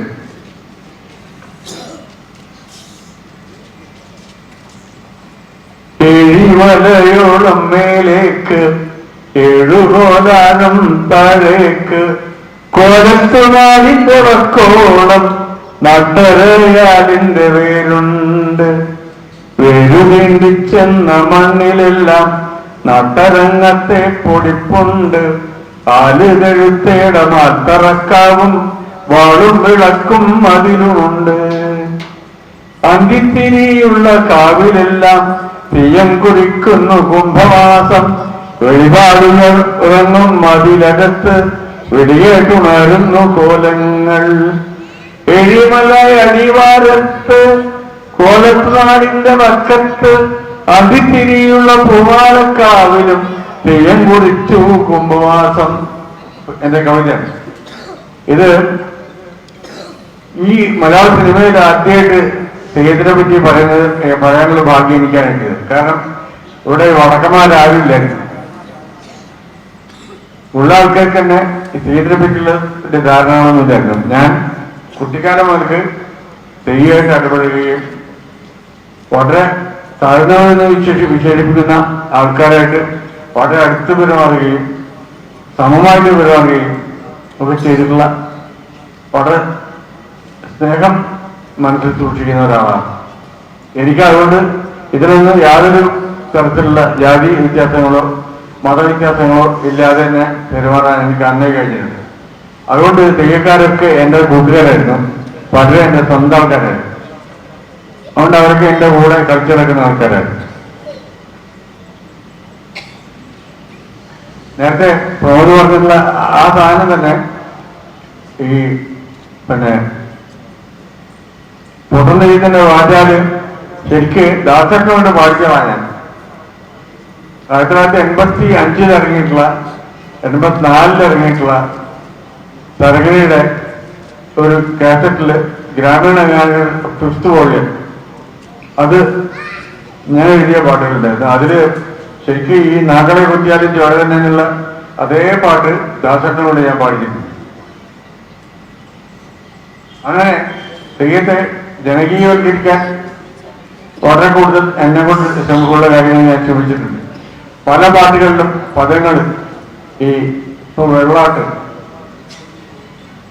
ഈ അമരൻ എന്ന സിനിമയിൽ ഞാൻ വെള്ളാട്ട് എന്ന പദങ്ങൾ ഉപയോഗിച്ചിട്ടുണ്ട്. പിന്നെ കളിയാട്ടത്തില് എൻ്റെ പാട്ടുകളിൽ പലതും ഈ നമ്മുടെ നാടുമായിട്ട് ഞങ്ങളുടെ വടക്കൻ നാടുമായിട്ട് ബന്ധപ്പെട്ടതാണ്, എൻ്റെ ഗ്രാമമായിട്ട് ബന്ധപ്പെട്ടതാണ്. എൻ്റെ ഗ്രാമത്തെ ഈ തെക്കൻ ഗ്രാമങ്ങളുമായിട്ട് കണക്ട് ചെയ്യുന്ന ഒരു കന്യയാണ് ഞാൻ. ശരിക്കും എനിക്ക് ഇവിടെയുള്ള എല്ലാവരെയും എനിക്കിഷ്ടമാണ്, ഇവിടെയുള്ള എല്ലാ കലാരൂപങ്ങളും എനിക്കിഷ്ടമാണ്. ഞാൻ അവിടെയൊക്കെ കൂടെ നടക്കാറുണ്ട്. അതേപോലെ എപ്പോഴും നാട്ടിൽ ചെന്നാലും എൻ്റെ തെയ്യത്തിൻ്റെ കൂടെ ഞാൻ നടക്കാറുണ്ട്. ഇപ്പോഴും ഈ കഴിഞ്ഞ ആഴ്ച പോലും ഞാൻ നാട്ടിൽ പോയപ്പോൾ തെയ്യം കാണാൻ പോയി. 7 മലയോളം മേലേക്കും 7 കോലാം താഴേക്കും വേര് പിടിച്ചിട്ടുള്ളതാണ് ശരിക്കും ഞങ്ങളുടെ നാട്ടിലെ തെയ്യം എന്ന് പറഞ്ഞാൽ. തെയ്യം പ്രമോദ് പറഞ്ഞ പോലെ ദൈവം എന്നുള്ളതിന്റെ കൽപ്പമാണ് തെയ്യം. തീയാട്ട് എന്ന് പറയുന്നത് ഇതുപോലെ തീയിലാടുന്ന തെയ്യങ്ങൾ. ഇപ്പോ തീച്ചാമുണ്ടി, ഈ വയനാട് കൊടുവൻ, അതുപോലുള്ള പല പൊട്ടൻ തെയ്യം, ഗുളികൻ, ഇങ്ങനെയുള്ള പല തെയ്യങ്ങളും തീയുമായിട്ട് കണക്ഷൻ ഉള്ളതാണ്. അവർക്ക് ഈ മനുഷ്യരുടെ ദുഃഖത്തിന്റെ അഗ്നി ഉള്ളിൽ ഉൾക്കൊണ്ട് സഹിക്കവയ്യാതെ ആ അഗ്നിയുടെ ജ്വാലയിലേക്ക് വീഴുകയും അവർക്ക് സാന്ത്വനം നൽകുകയും ചെയ്യുന്ന സങ്കല്പമാണ് ശരിക്കും തെയ്യത്തിന്റെ തീയാട്ട് എന്നുള്ളതിന്റെ അർത്ഥം. അങ്ങനെ ഒരുപാട് കാര്യങ്ങളുണ്ട്. ഞാൻ ഒരുപാട് പരാധീനതകളിൽ നിന്നാണ് ഞാൻ സംസാരിക്കുന്നത്. എനിക്ക് സംസാരിക്കാൻ പോലും ബുദ്ധിമുട്ടുള്ള ആളാണ് ഞാൻ. പക്ഷെ എന്നാലും നേരത്തെ ഈ പറഞ്ഞ പോലെ സുനിത വില്യംസിനെ പോലെ ധൈര്യം, കാരണം എൻ്റെ പകുതിയില്ലെങ്കിലും ആ ബാക്കിയുള്ള പകുതി കൊണ്ട് ജീവിക്കാൻ പറ്റും എന്നുള്ള ഒരു ധീരതയാണ് ഞാൻ സ്വപ്നം കാണുന്നത്. എൻ്റെ സ്നേഹം കൊണ്ടാണ് ഞാൻ ഇവിടെ വരണം എന്ന് പറയുന്നത്. കരിമത്ത് ഇവിടെ എത്തണം എന്നുള്ള, ഈ പരിപാടിക്ക് എത്തണം എന്നുള്ള എൻ്റെ ശക്തമായ വാഞ്ഛയാണ് എന്നെ ഇവിടെ എത്തിച്ചത്. ഇത്രയും ദൂരത്തു നിന്നുള്ള യാത്ര എന്ന് പറയുന്നതൊക്കെ എനിക്കും ബുദ്ധിമുട്ടുണ്ട്. പക്ഷെ പലതും ഞാൻ മറക്കുകയും ജീവിതത്തെ ഇതിന്റെ നേരെ ചാടുകയും ചെയ്യുന്ന ഒരാളാണ്. പാട്ടറിയില്ലെങ്കിലും പാട്ട് പാടാൻ പറ്റില്ലെങ്കിലും പാടിക്കൊണ്ടിരിക്കുന്ന ഓർമ്മയിൽ നിന്ന് ഞാൻ പാടുകയാണ്. എങ്ങനെ ഞാൻ ഉറക്കേണ്ടു, എങ്ങനെ ഞാൻ ഉണർത്തേണ്ടു എൻ മനസ്സിൻ അലീലയിൽ പള്ളി കൊള്ളും കണ്ണനുണ്ണി. എല്ലാ ഉണ്ണി കണ്ണന്മാരും എൻ്റെ ഉള്ളിലാണ്. നിങ്ങളെല്ലാവരും എൻ്റെ മനസ്സിലുണ്ട്. പിന്നെ എനിക്കെങ്ങനെ നിങ്ങളെ ഓർക്കാനും ഉണർത്താമെന്ന് എനിക്ക് അറിഞ്ഞൂടാ, പറ്റില്ല. കാരണം നിങ്ങൾ എൻ്റെ ഉള്ളിലാണ്. ഈ ലോകത്തിലെല്ലാം ഇപ്പൊ ഉണ്ണിവാവൂ എന്നുള്ള പാട്ടുകൾ പോലെ അത് പിന്നെ ഉത്തരേന്ത്യയിലുള്ള ഒരു കുട്ടിയെ ഉറക്കാനും ആ പാട്ട് ഉപയോഗിച്ചിട്ടുണ്ട്. ഇതിന് പാട്ടുകൾക്ക് അങ്ങനെ യാതൊരു വടക്ക് തെക്ക് എന്നുള്ള യാതൊരു വ്യത്യാസമില്ല. എൻ്റെ ഉണ്ണിവാവൂ എന്നുള്ള പാട്ട് ഒരു ഉത്തരേന്ത്യയിലുള്ള ഒരു കുട്ടി ഒരു വലിയ സിനിമാ നടിയുടെ കുഞ്ഞിനെ ഉറക്കാൻ ഉപയോഗിക്കുന്ന ഒരു കഥ വളരെ പ്രസിദ്ധമാണ്. അതുപോലെ ധോണിയുടെ കുഞ്ഞിനെ ഉറക്കിയിരുന്നത് എൻ്റെ അമ്പലപ്പുഴ എന്നുള്ള പാട്ട് കേട്ടിട്ടാണ്. അവിടെ പറ്റും. ഇതിന് യാതൊരു വ്യത്യാസം, സംഗീതത്തിന് ഒരു വ്യത്യാസമില്ല. ലോകത്തിലെ എല്ലാത്തിലും ഒരുപോലെയാണ് എന്ന് പറയുന്നത് പോലെ ദൈവസങ്കല്പങ്ങൾക്കും എല്ലാത്തിലും ഒരുപോലെയാണ്. തെക്ക് വടക്ക് എന്നൊന്നുമില്ല. ആയിരവല്ലി എന്ന് പറയുന്ന സങ്കല്പം ഒരു വളരെ പോക്കായിട്ടുള്ള ഒരു സബ്ജക്റ്റാണ്. അത് എനിക്ക് ഉൾക്കൊള്ളാൻ പറ്റും. ഇവിടുത്തെ ദൈവത്തെ എനിക്ക് ഉൾക്കൊള്ളാൻ പറ്റും. അതിനെ സ്നേഹത്തോടെ കാണാൻ പറ്റും. ഇവിടുത്തെ മുസ്ലിമിനെയും ഇവിടുത്തെ സമൂഹത്തെ മുഴുവൻ എനിക്ക് താഴ്ന്നത് വലുത് എന്നുള്ള ഇല്ലാത്ത രീതിയിൽ എനിക്ക് ഉൾക്കൊള്ളാൻ പറ്റും. ഞാൻ അത് പ്രാവർത്തികമാക്കുന്ന ആളാണ്. പുറത്ത് പറയുകയും അകത്ത് വേറൊന്നും വിചാരിക്കുകയും ചെയ്യുന്ന ആളല്ല. പുറത്ത് പിന്നെ നന്മയെ പറ്റിയും ഈ മത ഘോഷത്തിനെതിരെ ഉള്ള പോരാട്ടം നടത്തുകയും ചെയ്യുന്നു. നമ്മുടെ തറവാട്ടിൽ അല്ലെങ്കിൽ വീട്ടിൽ അത് നടത്താതിരിക്കുകയും ചെയ്യുന്ന പരിദർശനം ചെയ്യുന്ന ആൾക്കാരാണ് നമ്മളെ പലരും. ഞാനതിന് വിശ്വസിക്കുന്നില്ല. വീട്ടിലും പുറത്തും ഒരുപോലെ എനിക്ക് എൻ്റെ സ്നേഹം പ്രകടിപ്പിക്കണമെന്ന് ആഗ്രഹിക്കുന്ന ആളാണ്. എൻ്റെ പാട്ടുകളിലും അതന്നെയാണ് ഞാൻ പറയുന്നത്. സ്നേഹം കൊണ്ടൊരു തോണിയുണ്ടാക്ക് കാലത്തിനറ്റത്തു പോകാൻ ഞാനിരിക്കുന്നു. എല്ലാ പാട്ടുണ്ട്. മഴനീർ തുള്ളി മുത്തായി മാറ്റും നന്മണിച്ചിപ്പിയെ പോലെ, നന്മണിച്ചിപ്പിയെ പോലെ. ഒരു മഴനീർ മുത്തിനെ ചിപ്പിയിലിട്ടിട്ട് നമ്മുടെ മനസ്സിന്റെ ചിപ്പിയിലിട്ടിട്ട് മുത്താക്കി മാറ്റാൻ കഴിഞ്ഞാൽ അവരാണ് നമ്മള്. അതുകൊണ്ട് ഫോക്ലോറൊന്നുമില്ല, മറ്റുള്ള ക്ലാസിക്കൽ കലകളും എല്ലാം ഒരുപോലെ നമ്മുടെ സ്നേഹത്തിന് പാത്രീഭൂതമാവണം. നമ്മുടെ ഹൃദയത്തിൽ അവർ ജ്വലിക്കണം. അത് ജ്വലിക്കാതെ നമുക്കൊരു സംസ്കാരം എന്ന് പറയുന്ന സംഭവം ഉണ്ടാവില്ല. ആ സംസ്കാരം എന്ന് പറയുന്നത് സമഭാവനയും സ്നേഹഭാവനയുമാണ്. ഇതിനൊന്നും ലഹരി ബാധകമല്ല. ഞാൻ ലഹരിയുടെ നടുവിൽ ജീവിക്കുകയും ലഹരിക്കെതിരായിട്ട് പ്രവർത്തിക്കുകയും ഒരിക്കലും ലഹരി ഉപയോഗിക്കാതിരിക്കുകയും ചെയ്തതാണ്. എൻ്റെ വളരെ അടുത്ത സുഹൃത്തുക്കളൊക്കെ ലഹരിയിൽ മുങ്ങി ജീവിക്കുമ്പോൾ ഞാൻ അവരുടെ കൂടെ നിൽക്കുകയും 4000-ഓളം പാട്ടുകൾ എഴുതുകയും. ഇപ്പൊ ആൾക്കാർ കുട്ടികളൊക്കെ പറയുന്നത് ഞങ്ങൾക്ക് ടെൻഷൻ കൊണ്ട് സഹിക്കാൻ വയ്യാതെയാണ് ഞങ്ങൾ ലഹരി ഉപയോഗിക്കുന്നത്. ടെൻഷൻ വന്നാൽ ലഹരി ഉപയോഗിക്കാതിരിക്കുക വേണ്ടത്. കാരണം നിങ്ങളുടെ ഉള്ളിലുള്ള ലഹരിയെ പുറത്തെടുക്കുക. പാട്ടിന്റെ ലഹരി, കലയുടെ ലഹരി, സംഗീതത്തിന്റെ ലഹരി, സ്നേഹത്തിന്റെ ലഹരി, സമഭാവനയുടെ ലഹരി, ശാസ്ത്രത്തിന്റെ ലഹരി, നന്മയുടെ ലഹരി. ഇതുകൊണ്ട് നമ്മൾ ഈ തിന്മയെ അതിജീവിച്ച് മുമ്പോട്ട് പോവുക എന്നുള്ളതാണ് സത്യമായ കാര്യം. അതാണ് സ്നേഹമായിട്ടുള്ള കാര്യം. പാട്ട് പാടാൻ പറ്റുന്ന എല്ലാവരും പാട്ട് പാടുന്നവരൊക്കെ പാടണം. നിങ്ങൾ മനസ്സിൽ ഞാൻ പാട്ട് പാടിയനെ, ഞാൻ അന്ന് പഠിച്ചിരുന്നെങ്കിൽ പാടിയനെന്ന് പറഞ്ഞു. അങ്ങനെ പഠിക്കേണ്ട കാര്യമൊന്നുമില്ല. നിങ്ങൾ പാടുക. മഴ നനഞ്ഞാൽ നടക്കാൻ മരിക്കാറാകുമ്പോൾ ആലോചിച്ചിട്ട് കാര്യമില്ല. ഇപ്പൊ ഞാനൊക്കെ കുട്ടിക്കാലത്ത് നല്ല ഗംഭീരമായ മഴ വെറുതെയാണ് കൊള്ളുകയാണ്, കുടയും നിന്നെടുക്കാതെ. ഞാൻ സ്കൂളിൽ നിന്ന് പോകുമ്പോഴൊക്കെ ചിലപ്പോൾ മഴ വന്നാൽ കുടയുണ്ടാവില്ല, കംപ്ലീറ്റ് തന്നെ ഉണ്ടാവുള്ളൂ. ഒരു പ്ലാസ്റ്റിക് പേപ്പറിൽ എൻ്റെ പേപ്പറൊക്കെ പ്ലാസ്റ്റിക് ഈ ഒരു ബാഗിൽ ഒതുക്കിയിട്ട് നെഞ്ചിട്ട് പിടിച്ചുകൊണ്ട് ഞാൻ മഴയങ്ങ് നനയും. ഈ മഴ നനയാന്ന് പറയുന്നത് നമ്മൾ പറഞ്ഞിട്ട് കാര്യമില്ല, നനഞ്ഞാലേ മനസ്സിലാവുള്ളൂ. ഭയങ്കര ഏറ്റവും സുഖമുള്ളൊരു കാര്യമാണ് അത്. ദേശം കാലമൊന്നുമില്ലല്ലോ, ലോകത്തെ എല്ലാമെങ്കിലും ഒരുപോലെ മഴ പെയ്യും, ആ മഴ കൊണ്ടുകൊണ്ട് ഇങ്ങനെ നടക്കുകയാണ്. ഭയങ്കര രസമായിട്ട് സംഭവം. അത് മനസ്സിലാവുന്ന ആൾക്കാർക്ക് നമുക്ക് സ്നേഹത്തെ പറ്റി മനസ്സിലാവും, ലോകത്തെ പറ്റി മനസ്സിലാവും, സത്യത്തെ പറ്റി മനസ്സിലാവും, നന്മയെ പറ്റി മനസ്സിലാവും, സംഗീതത്തെ പറ്റി മനസ്സിലാവും. അതുകൊണ്ട് ഇത് അത്തരം ഒരു വിശാലമായ ചിന്താഗതി, സ്വതന്ത്രമായ ഒരു ചിന്താഗതി നമുക്ക് ഉണ്ടാവട്ടെ എന്ന് ഞാൻ ആശംസിക്കുന്നു. ഈ മഹത്തായ ഈ പരിപാടിക്ക് ഒരുക്കുകൂട്ടിയിട്ടുള്ള എല്ലാ നന്മയുള്ള മനുഷ്യരെയും ഞാൻ സ്നേഹിക്കുന്നു, അവർക്ക് എൻ്റെ സ്നേഹം അറിയിക്കുന്നു. ഇത്രയും പ്രിയപ്പെട്ട എൻ്റെ അനിയത്തിമാരും ഏട്ടന്മാരും കുട്ടികളും ഒക്കെയുള്ള ഈ സദസ്സിനെ ഞാൻ ആദരിക്കുന്നു. വേദിയെയും സദസ്സിനെയും ആദരിച്ചുകൊണ്ട് ഞാൻ നിർത്തുന്നു. നമസ്കാരം. പ്രത്യയ ശാസ്ത്രങ്ങൾ വെല്ലുവിളികൾ നേരിടുന്ന ഒരു കാലഘട്ടത്തിൽ കമ്മ്യൂണിസ്റ്റ് പ്രത്യയശാസ്ത്രത്തിന്റെ കാവലാളായി നിന്നുകൊണ്ട് എല്ലാ പ്രതിസന്ധികളെയും മാർക്സിയൻ ചിന്തയിൽ ചാലിച്ച വാക്കുകളിലൂടെ മറികടന്ന് തനിക്കും പ്രത്യയശാസ്ത്രത്തിനും അനുകൂലമാക്കി മാറ്റാനുള്ള ശ്രീ ഗോവിന്ദ മാഷിന്റെ കഴിവ് നമ്മൾ പലപ്പോഴും കണ്ടിട്ടുള്ളതാണ്. നമ്മളെല്ലാം കാത്തിരിക്കുന്ന വാക്കുകൾ ശ്രീ എം വി ഗോവിന്ദൻ മാഷിനെ ആദരപൂർവ്വം പ്രസംഗത്തിനായി ക്ഷണിക്കുന്നു.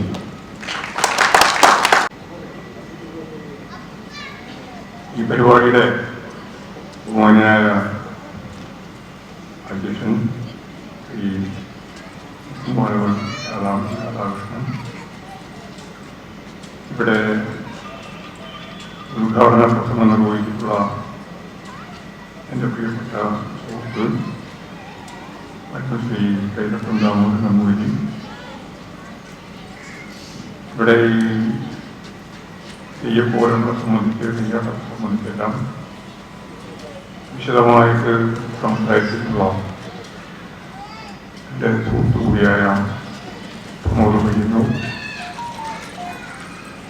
ഇവിടെ ഇനി സംസാരിക്കാൻ പോകുന്ന ശ്രീ കരമന ഉൾപ്പെടെയുള്ള ബഹുമാന്യരെ, സഹോദരി സഹോദരന്മാരെ, സുഹൃത്തുക്കൾ,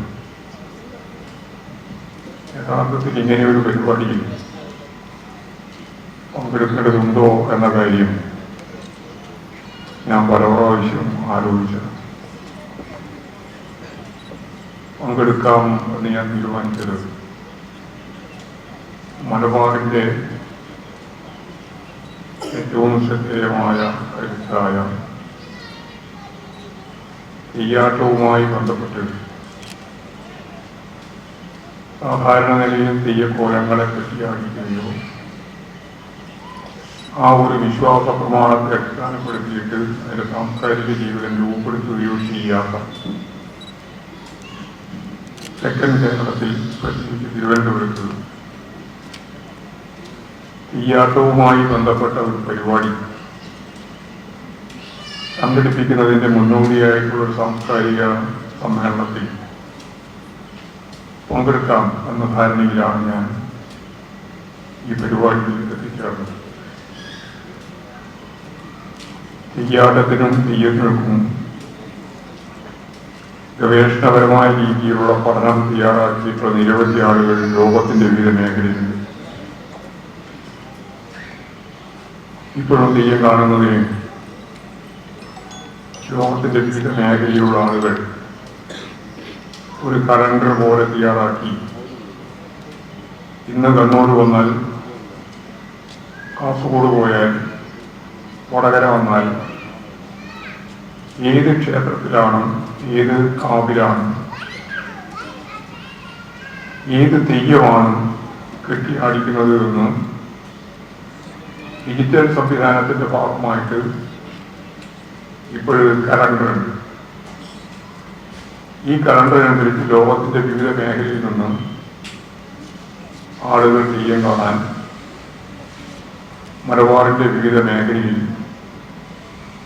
വന്നുകൊണ്ടിരിക്കുന്നത്. ഇതാണ് ഇന്ന് വർത്തമാന തെയ്യത്തോടുള്ള ജനങ്ങളുടെ സമീപനം. ചില സ്ഥലങ്ങളിൽ എല്ലാ ദിവസവും തെയ്യമുണ്ട്, എല്ലാ ദിവസവും. അതിലേറ്റവും പ്രധാനപ്പെട്ട ഒരു കേന്ദ്രമാണ് പറശ്ശിനിക്കടവ്. പറശ്ശിനിക്കടവിന്റെ നാടാണ്. മൊറാവയുടെ രണ്ട് ഗ്രാമങ്ങളാണ് ആന്തൂരും മൊറാളിയും. ആന്തൂരുള്ള വില്ലേജിലാണ് പറശ്ശിനിക്കടവ് മുത്തപ്പൻ. മുത്തപ്പൻ യഥാർത്ഥത്തിൽ പിന്നോക്ക സമുദായത്തിൽപ്പെട്ട ഒരു ദൈവീക അവതരണമായിട്ടാണ് തീയ സമുദായത്തിൽപ്പെട്ട ഇവിടെ നമ്മൾ പറയുന്നത് ഈഴവാണ്. ഇവിടെ ഈഴവ വിഭാഗമാണ്, അവിടുത്തെ തീയ വിഭാഗം. അവരാണ് ഇതിൻ്റെ പരിഗണനകളായി ഉള്ളത്. എല്ലാവർക്കും വരാം. അവിടെ ജാതിയോ മതമോ ഒന്നും വ്യത്യാസമില്ല. സർവ ജനവിഭാഗങ്ങൾക്കും വരാനും പോകാനും ദൈവത്തെ കാണാനും ആരാധിക്കാനും എല്ലാമുള്ള സൗകര്യമുള്ള ഏറ്റവും പ്രധാനപ്പെട്ട ഒരു കേന്ദ്രമാണ് പറശ്ശിനിക്കടവ് ക്ഷേത്രം എന്നെല്ലാം പറയാം. ഈ ക്ഷേത്രം എന്ന് പറയുന്നത്, കാവ് എന്ന് പറയുന്നത്, കോട്ട എന്ന് പറയുന്നത് ഒക്കെ വ്യത്യസ്തമാണ്. ക്ഷേത്രം എന്ന് പറയുന്നത് ഉയർന്ന ജാതിയിൽപ്പെട്ടവരുടെ ആരാധനാലയമാണ്. അതിൻ്റെ താഴത്തുള്ളവരുടേതാണ് കാവ്. ഈ പട്ടികജാതി പട്ടികവർഗത്തിന് കാവുമില്ല, കോട്ടവുമില്ല, ക്ഷേത്രവുമില്ല, സ്ഥാനവും. സ്ഥാനം എന്ന് പറഞ്ഞാൽ സ്ഥലം. ആ സ്ഥലത്താണ് ആ സ്ഥാനം. അങ്ങനെയാണ്. എല്ലാം ജാതീയമായ പശ്ചാത്തലത്തിൽ തന്നെയാണ് രൂപപ്പെട്ടിട്ടുള്ളത്. മടപ്പുര കേട്ടാൽ മനസ്സിലേക്ക് പോവുക, അത് പിന്നോക്കം. പുരയിൽ താമസിക്കുന്ന, വീട്ടിൽ താമസിക്കുന്നവർ, നമ്മൾ വീട്ടുപേര് നോക്കിയാൽ മനസ്സിലാവും ഇതിന്റെ ജാതിയാണ്. കാസർഗോഡ് പോയാൽ ഞാൻ കൃത്യമായിട്ട് കണ്ടതാണ്, എല്ലാ പേരിന്റെയും ഇടതുഭാഗത്ത് കാണുന്ന ഇനീഷ്യലുണ്ടല്ലോ, നമ്മൾ ഈ ഇനീഷ്യൽ എന്ന് പറയുന്നത്. കാരണം ആ ഇനീഷ്യൽ സൂക്ഷ്മമായി പരിശോധിച്ച് നോക്കിയാൽ ജാതിക്കാരാണ്. തീയൻകോട്ടൻ. ഞാനൊരു പ്രാവശ്യം ഒരു ഇലക്ഷൻ വർക്കിന് പോയപ്പോൾ വേടകത്ത് പോയപ്പോൾ എല്ലാവരും മുഴുവനാളും ഞാൻ ചോദിച്ചു തീ എന്താ ഇങ്ങനെ എല്ലാവരും. അന്നേരം പറഞ്ഞത് തീയൻ കുഞ്ഞരാമൻ, തീയൻ രാമൻ, തീയൻ്റെ ഒരു ഇങ്ങനെയാണ് തീ. അപ്പോൾ തീ എല്ലാവരും ചെയ്യുക. സി ഉണ്ട്, സി. അപ്പോൾ ഞാൻ തോന്നുന്നത് സി ചാരിയാണ്. ഇങ്ങനെയാണ്, ജാതിയാണ് ഇതിൻ്റെ എല്ലാം. ഇപ്പോഴുള്ളതാണ് ഞാൻ പറയുന്നത്.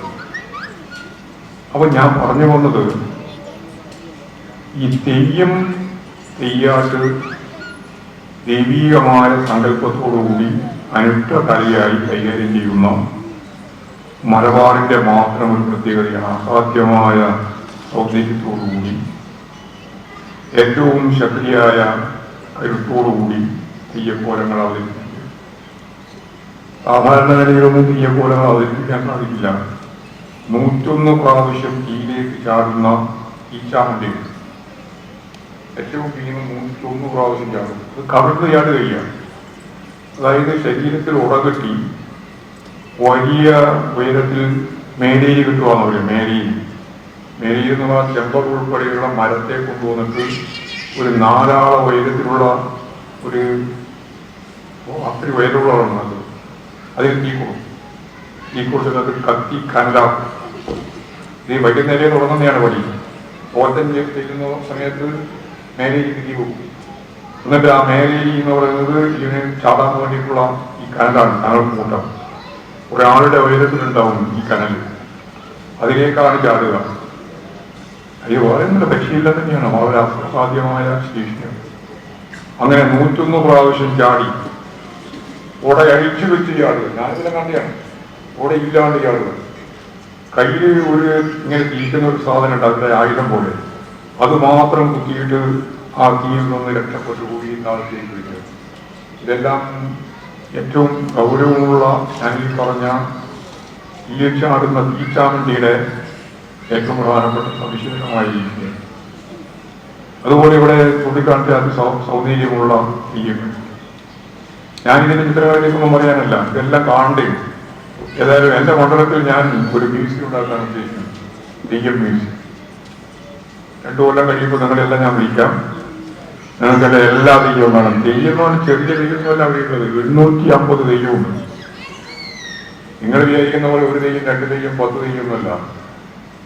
യഥാർത്ഥത്തിൽ ഈ തെയ്യത്തെ സംബന്ധിച്ച് ഞാൻ സൂക്ഷ്മമായി പരിശോധിച്ച് നോക്കിയപ്പോൾ 12ാം നൂറ്റാണ്ട് വരെ ഈ മൂഷിക വംശം അവിടെ ഭരണത്തിലായിരുന്നു. മൂഷിക വംശം ആ മൂഷിക വംശകാലത്ത് യഥാർത്ഥത്തിൽ പരാമർശങ്ങളിൽ ഒന്നും തെയ്യം പരാമർശിക്കുന്നില്ല. അപ്പൊ അതിന്റെ അർത്ഥം 12ാം നൂറ്റാണ്ടിന് ഇപ്പുറമാണ് നമ്മൾ തെയ്യം ആരംഭിക്കുന്നത്. മാത്രമല്ല ആ പരാമർശത്തിൽ കണ്ട ഒരേ ഒരു കാര്യം എനച്ചിലും പൊരച്ചിലും മാത്രമാണ്. അത് പട്ടികജാതിക്ക് വയ്യ. ഈ തെയ്യം മുഴുവൻ പട്ടികവർഗത്തിന്റെ ഈ കിട്ടുന്നതല്ല അവരാണ്. പട്ടികജാതി പട്ടികവർഗ വിഭാഗമാണ് ഈ തെയ്യം കിട്ടുന്നത്. ഭയങ്കര വൈരുദ്ധ്യാത്മകമായ ഒരു സംഭവമാണ് യഥാർത്ഥത്തിൽ തെയ്യം. ഞാൻ രണ്ടും കണ്ടു എന്ന് ഒരു മുസ്ലിം കൊണ്ട് പറഞ്ഞു. ഞാൻ രണ്ടും കണ്ടു എന്ന് പറഞ്ഞാൽ തെയ്യം കിട്ടുന്നതിന് മുമ്പ് പൂരത്ത് പോയപ്പോ പൂരത്തെ നമ്പൂതിരിന തോന്നുന്ന തെയ്യക്കാരനെ തന്നു. പിന്നെ തെയ്യായി വന്നപ്പോ ആ തെയ്യത്തെ തോന്നുന്ന നമ്പൂരി രണ്ടും കണ്ടു. ഇതെല്ലാം നമ്മളെ വളരെ വളരെ പ്രധാനപ്പെട്ട സംഭവങ്ങളിലേക്കാണ് നയിക്കുന്നത്. ഞാൻ താമസിക്കുന്ന പ്രദേശം ആന്തൂർ മോറാഴിയും കളിക്കുമ്പോൾ പെരിഞ്ചല്ലൂർ എന്നാണ് അതിന് പേര്. ആര്യ വിഭാഗത്തിന്റെ ആവാസ കേന്ദ്രത്തിന്റെ തുടക്കം കുറിച്ച സ്ഥലമാണ്. അതുകൊണ്ടാണ് അതിന് പെരിഞ്ചല്ലൂര് എന്ന് പേര് വന്നത്. പിന്നെയാണ് കളിക്കുമ്പോഴായത്. അവിടെയുള്ള സ്ഥലം മുഴുവൻ ബ്രാഹ്മണ വിഭാഗത്തിന്റെയാണ്, ഇല്ലങ്ങളാണ്. ആ ഇല്ലങ്ങൾക്കാണ് ഇവർക്കെല്ലാം പട്ടും അതുപോലെ തന്നെ പുടവയും വളയും എല്ലാം കൊടുക്കാൻ ഉള്ള ആചാര മര്യാദകൾ പാലിക്കാൻ അവർക്കാണ് അവകാശം. ഏറ്റവും നന്നായിട്ട് തെയ്യം കിട്ടുന്ന ഒരാളെ അത് വണ്ണാനാണെങ്കിൽ പെരുവണ്ണാനാവും. വളം കൊടുത്ത് അതുപോലെ പട്ടു കൊടുത്ത് അവരെ അന്ന് അതൊരു നൂറ്റാണ്ടുകൾക്ക് മുമ്പ് ആദരിക്കും. അങ്ങനെയുള്ളവരാണ് പെരുവണ്ണാനാകുന്നത്. മലയനാണെങ്കിൽ പെരുമലയനാവും. മലയം പണിക്കർ അതങ്ങനെയാണ് വിളിക്കാറാകുന്നത്. ഈ പെരുമലയന്റെ അപ്പുറവും ചില പ്രശസ്തി നേടിയിട്ടുള്ളവർക്കെല്ലാം ചില പ്രത്യേക പരിഗണന. ഇതെല്ലാം അവർക്ക് നേടാൻ സാധിക്കും. ഇതെല്ലാം മനസ്സിലാക്കാൻ ഇതെല്ലാം പട്ടികജാതിയാണ്. പട്ടികജാതി പട്ടികവർഗ വിഭാഗത്തിൽപ്പെട്ടവരും ഉളയ വിഭാഗത്തിൽപ്പെട്ട ആളുകൾ ഉൾപ്പെടെയാണ് ഈ തെയ്യങ്ങളിൽ, ഇത്തരം തെയ്യങ്ങൾ, പലതരത്തിലുള്ള തെയ്യങ്ങൾ. ഞാൻ പറഞ്ഞല്ലോ വിവിധ മേഖലയിൽ തെയ്യങ്ങളുണ്ട്. അതിനൊക്കെ വിവിധ രീതിയിലുള്ള ആചാര മര്യാദകൾ അനുസരിച്ചുകൊണ്ടാണ് അതിനെ നിശ്ചയിച്ചിട്ടുള്ളത്. ഒരു കാര്യം എല്ലാവർക്കും മനസ്സിലാവും, എല്ലാറ്റിലും വിമർശനാത്മകമാണ്. സാമൂഹിക ജീവിതത്തിന്റെ വിമർശനത്തെ പൊതിഞ്ഞു കെട്ടി അവതരിപ്പിച്ച് വളരെ ഫലപ്രദമായിട്ട് ജനങ്ങളുടെ മുമ്പിൽ എത്തിക്കുന്ന തെയ്യക്കോലങ്ങളാണ് പരമാവധി തെയ്യക്കോലങ്ങൾ. ഏതായാലും നമ്മുടെ തെയ്യത്തിന് ചില മേഖലയിൽ 600-700 വർഷത്തെ പഴക്കമുണ്ട് എന്നാണ് കാണുന്നത്. അത്രയേ ഉള്ളൂ. 1000 നമ്മൾ വെറുതെ പറഞ്ഞിട്ട് കാര്യം. ഞാൻ അതാ പറഞ്ഞത് 12ാം നൂറ്റാണ്ടിന് ശേഷമാണ് യഥാർത്ഥത്തിൽ ഇതിന്റെ പ്രയോഗം. ഈ മൂഷിക വംശകാവ്യത്തില് മരണാനന്തരം പൂർവികരെ സംതൃപ്തിപ്പെടുത്താൻ വേണ്ടിയിട്ടുള്ള ചില പരിപാടികൾ അവർ നടത്തിയിട്ടുണ്ട്. അതിന്റെ ഭാഗമാണ് ഞാൻ ഈ എനച്ചിലും അതുപോലെ തന്നെ പൊളിച്ചിടും നമ്മൾ പറയില്ലേ, പൊളിച്ചിലും ആ പന്നുണ്ട്. എന്നിട്ട് ദൈവത്തിന് പകരം ഈ പൂർവികരെ അവർ സ്ഥാപിക്കും, അവരെ വാഴ്ത്തും. ഈ മരിച്ചു 1 കൊല്ലം കഴിഞ്ഞാൽ ഈ കാരണവത്തിക്കും അത് ഈ പരാമർശിക്കാം. അപ്പോൾ 12ാം നൂറ്റാണ്ടിൽ തന്നെ ആ പരാമർശമുണ്ട്. ഈ ഇവര് മരിച്ചു കഴിഞ്ഞാൽ അവരെ 1 കൊല്ലം കഴിഞ്ഞാൽ അവരെ ഗുരുവായി അല്ലെങ്കിൽ ദൈവമായി തെയ്യമായി അവർ കൈകാര്യം ചെയ്യുന്ന നില ഉണ്ട്. ഈ ഒരു സാമൂഹ്യ ജീവിതത്തിൽ എങ്ങനെയാണ് ഫലപ്രദമായിട്ട് പുതിയ തലമുറ രൂപപ്പെടേണ്ടത് എന്നിപ്പോ മുത്തപ്പനെടുത്ത് പോയാൽ മുത്തപ്പൻ പറഞ്ഞു തരും. എങ്ങനെയൊക്കെയാണ് ജീവിക്കേണ്ടത്, എങ്ങനെയൊക്കെയാണ് നിങ്ങൾക്ക് എന്ത് തകരാറാണുള്ളത്, നിങ്ങൾക്ക് എന്ത് ഉറപ്പുള്ളത്. മുത്തപ്പൻ കൈ പിടിച്ചിട്ട് ഇങ്ങനെ ഓരോന്നോരോന്നായിട്ട് പറയും. നല്ല വാചാലിലാണെങ്കിൽ നല്ല സുന്ദരമായിട്ട് പറയും. ഒരാളെ ഉറപ്പായിട്ട് വിചാരിക്കും അയാൾക്ക് എന്നെ എല്ലാ കാര്യം മനസ്സിലായിട്ടുണ്ട്. ഒന്നും മനസ്സിലായിട്ടെന്ന് പറഞ്ഞില്ല. എന്നാലും മുത്തപ്പൻ ശരിക്ക് പറഞ്ഞുകൊണ്ടിരിക്കും. അത് നമ്മളെ മനസ്സിൽ വല്ലാതെ കട്ട് മുത്തപ്പൻ്റെ രീതിയാണ്. അതുപോലെ ഈ തെയ്യം, ഞാൻ നേരത്തെ പറഞ്ഞ ഗുരുനാഥൻ തെയ്യം അല്ലെങ്കിൽ ഗുരുക്കൾ തെയ്യം, ആ തെയ്യം വഴിയെ ഇങ്ങനെ തെയ്യമങ്ങനെ നടയെ നടക്കുമല്ലോ. തെയ്യം നടന്നുകൊണ്ടിരിക്കുമ്പോൾ കള്ളു കുടിച്ച് നടക്കുന്ന ചില ചെറുപ്പക്കാരുണ്ട്. എന്നിട്ട് അവരെ ഉപദേശിക്കും, കള്ളു കുടിക്കാൻ പാടില്ല, അങ്ങനെ ഉപദേശിച്ച് അവരെ മാറ്റുന്നതിന് വേണ്ടിയുള്ള ശ്രമം കൂടി ഇതെല്ലാം പട്ടികജാതി വിഭാഗത്തിൽപ്പെട്ടതാണെന്ന് കണ്ടോളൂ. ആ രീതിയിലുള്ള നിരവധി തെയ്യങ്ങൾ യഥാർത്ഥത്തിൽ കേരളത്തിന്റെ വിവിധ ക്ഷേത്രങ്ങളിലും സ്ഥാനങ്ങളിലും കോട്ടങ്ങളിലും ഒക്കെ. എൻ്റെ തൊട്ടടുത്ത പ്രദേശത്ത് ഒരു വലിയ കാവുണ്ട്. അതിന് നീലിയാർ കോട്ടം എന്നാണ്. നീലിയാർ കോട്ടം. നീലിയാർ കോട്ടത്തെ അമ്മയാണ്.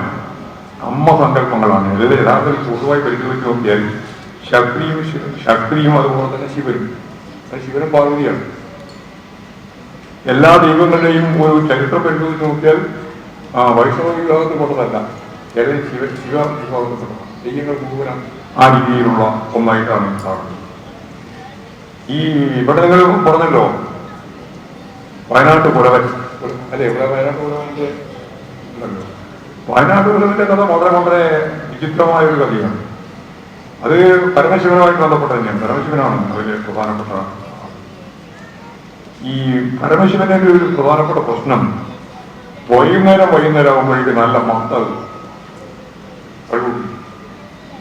അപ്പോ പാർവതിക്ക് മനസ്സിലാകുന്നില്ല ഇതെന്താ വൈകുന്നേരം ആകുമ്പോഴേക്കും മത്താവുന്നത് എന്ന് അന്വേഷിച്ച് അവസാനം പാർവതി കണ്ടുപിടിച്ചു. സംഭവം എന്താ കണ്ടുപിടിച്ചെന്നറിയോ? തെങ്ങിന്റെ മെരട് താഴ്ഭാഗം അവിടെയാ പണ്ട് കള്ളുണ്ടായി. തെങ്ങിന്റെ മേലയിലെ ഇപ്പൊ കണ്ടു കിട്ടുക ഒരാ അരിഞ്ഞിട്ട്. ഇത് താഴത്താണ്ടായ അന്തരം. അപ്പൊ ശിവനെ പിടിക്കാൻ യാതൊരു പ്രയാസമില്ല. താഴത്ത് പോയി നല്ലവണ്ണം കണ്ടുപിടിച്ച് നല്ല പുതുതായിട്ട് വരികയാണ്. അപ്പോഴാണ് പാർവതിക്ക് മനസ്സിലായത് ഇത് ഇമാതിരിയാണ് പരിപാടി. അപ്പോ പാർവതി എന്ത് ചോദിച്ചാൽ തെങ്ങിനെ തടവി ഈ താഴത്തെ കള്ള് നേരെ കണ്ടല് തണ്ടേലായി മേലെയും. ഇപ്പൊ രണ്ടാമത് പിന്നെ വന്ന് നോക്കുമ്പോ ശിവൻ വന്ന് നോക്കുമ്പോ കാണുന്നില്ല, കള്ള് താഴത്തില്ല. അപ്പോ സ്വാഭാവികം വളരെ ലക്ഷ്യമില്ല. ശിവൻ ദേഷ്യം വന്നപ്പോ തുടക്കടിച്ച്. അങ്ങനെയാണ് അവർക്ക് ഇവിടുന്ന് ജനങ്ങളെ ഉത്പാദിപ്പിക്കാൻ പറ്റും. അവർ തുടക്കടിച്ചപ്പോ ഒരു ആദിദിവ്യൻ, ഇത് കോട്ടത്തിലുള്ളതാണ്, തെയ്യത്തിന്റെ കോട്ടത്തിൽ തന്നെ ഉള്ളതാണ്. ആദിദിവ്യൻ എന്ന് പറയുന്ന തീയൻ, ഇവിടെ ഈഴവൻ, അവിടെ തീയനാണ്. അവിടെ തീയൻ അങ്ങനെ ജനിച്ചു. എന്നിട്ട് പറഞ്ഞു എനിക്ക് മേലെയാണിപ്പോ കള്ളുകൊണ്ട് കള്ളു പോകണം. അതിപ്പോ അതിന്റെ ഭാഗമായിട്ട് ഈ പിടിച്ചതിന്റെ മേലെയും പിടിച്ചതിന്റെ ബാക്കി എല്ലാവരും ഉണ്ടായിരിക്കാം, പിടിച്ചതിന് താഴെയിലേക്കുക. ഇത് പിടിച്ചതിന്റെ മേലെയും ആരാ? ഇതിനുവേണ്ടിയ കരുതിയെത്താൻ, അതായത് വളം പിടിച്ചിട്ട് അതിന് വേണ്ടിയാണ് അരിയ. അതാണ് പിന്നെ കള്ളായിട്ട് കിട്ടുന്നത്. അതങ്ങനെ കഴിക്കും എന്ന് പറയുന്നത് ഇപ്പോഴും പറഞ്ഞുകൊണ്ടിരിക്കണം. അപ്പോ യഥാർത്ഥത്തിൽ കള്ളു കിട്ടിയപ്പോ ഇങ്ങനെ ഈ പാർവതിയും അതുപോലെ തന്നെ ശിവനും തമ്മിലുള്ള മറ്റ് ക്രീഡകളൊക്കെ ഈ ചങ്ങാതി ഒളിഞ്ഞു നോക്കിയാൽ ഈ തീയൻ അപ്പോ ശപിച്ചു കളഞ്ഞു. അങ്ങനെയാണ് കണ്ടുപോയത്. തീയന്റെ കണ്ടുപോയി. അപ്പൊ കണ്ടുപോയപ്പോ എനിക്കെങ്ങനെയാ പോവുക, ഞാനെങ്ങനെയാ പോവാന്ന് ചോദിച്ചു. എനിക്ക് അത്യാവശ്യം കണ്ടാണ് ഒട്ടനുസരിച്ചിട്ടാണ് ഇവിടെ അവതരിപ്പിക്കാൻ പോകുന്ന തെയ്യത്തിന് യഥാർത്ഥത്തിലുള്ളത് പുയിക്കണ്ണാണ് ഉണ്ടാക്കുക. ആ പുയിക്കണ്ണ് വരാൻ കാരണം അത്യാവശ്യം നീ കണ്ടോന്ന് കഴിഞ്ഞിട്ട് അവസാനം പുയിക്കണ്ണ് കൊടുക്കുന്നതാണ് ശിവൻ. അതാണ് ഇപ്പോൾ ഇവിടെ നിങ്ങൾ അവതരിപ്പിക്കാൻ പോകുന്ന ഈ തെയ്യത്തിന്റെ ഒരു പ്രത്യേകത. ഇതെല്ലാം ഇതിന്റെ തെയ്യപ്പാട്ടിന്റെ ഭാഗമായിട്ട് തന്നെ അവതരിപ്പിക്കുന്നതാണ്. വയനാട്ട് കുടവന്റെ ഈ കണ്ണു കാണാതെ സ്ഥിതി ഈ രീതിയിൽ ഉണ്ടായതാണ്. പൊയ്ക്കണ്ണ് വെച്ചിട്ടാണ്, ചൂട്ടിയായിട്ട് അറിയില്ല. പൊയ്ക്കണ്ണും വെച്ച് ചൂട്ടിയായിട്ടാണ് ആ ദൈവം പറയുന്നത്. അങ്ങനെയാണ് അതിന്റെ ഒരു രൂപം. ഞാനതിന്റെ വിശദീകരണത്തിലേക്കൊന്നും പോകുന്നത് ഇങ്ങനെയുള്ള പറയാൻ പുറപ്പെട്ടാൽ ഞാൻ നേരത്തെ പറഞ്ഞില്ലേ 850 തെയ്യത്തെ പറ്റി പറയാൻ പറ്റും. എന്നാൽ സൂക്ഷ്മമായിട്ട് പരിശോധിച്ചാൽ കാണാൻ കഴിയുന്ന വേറൊരു ചിത്രം, ഇതിന്റെ എല്ലാം ഒരു കൃത്യമായ രേഖപ്പെടുത്തലൊക്കെ നടന്നത് വളരെ പിന്നിയാണ്.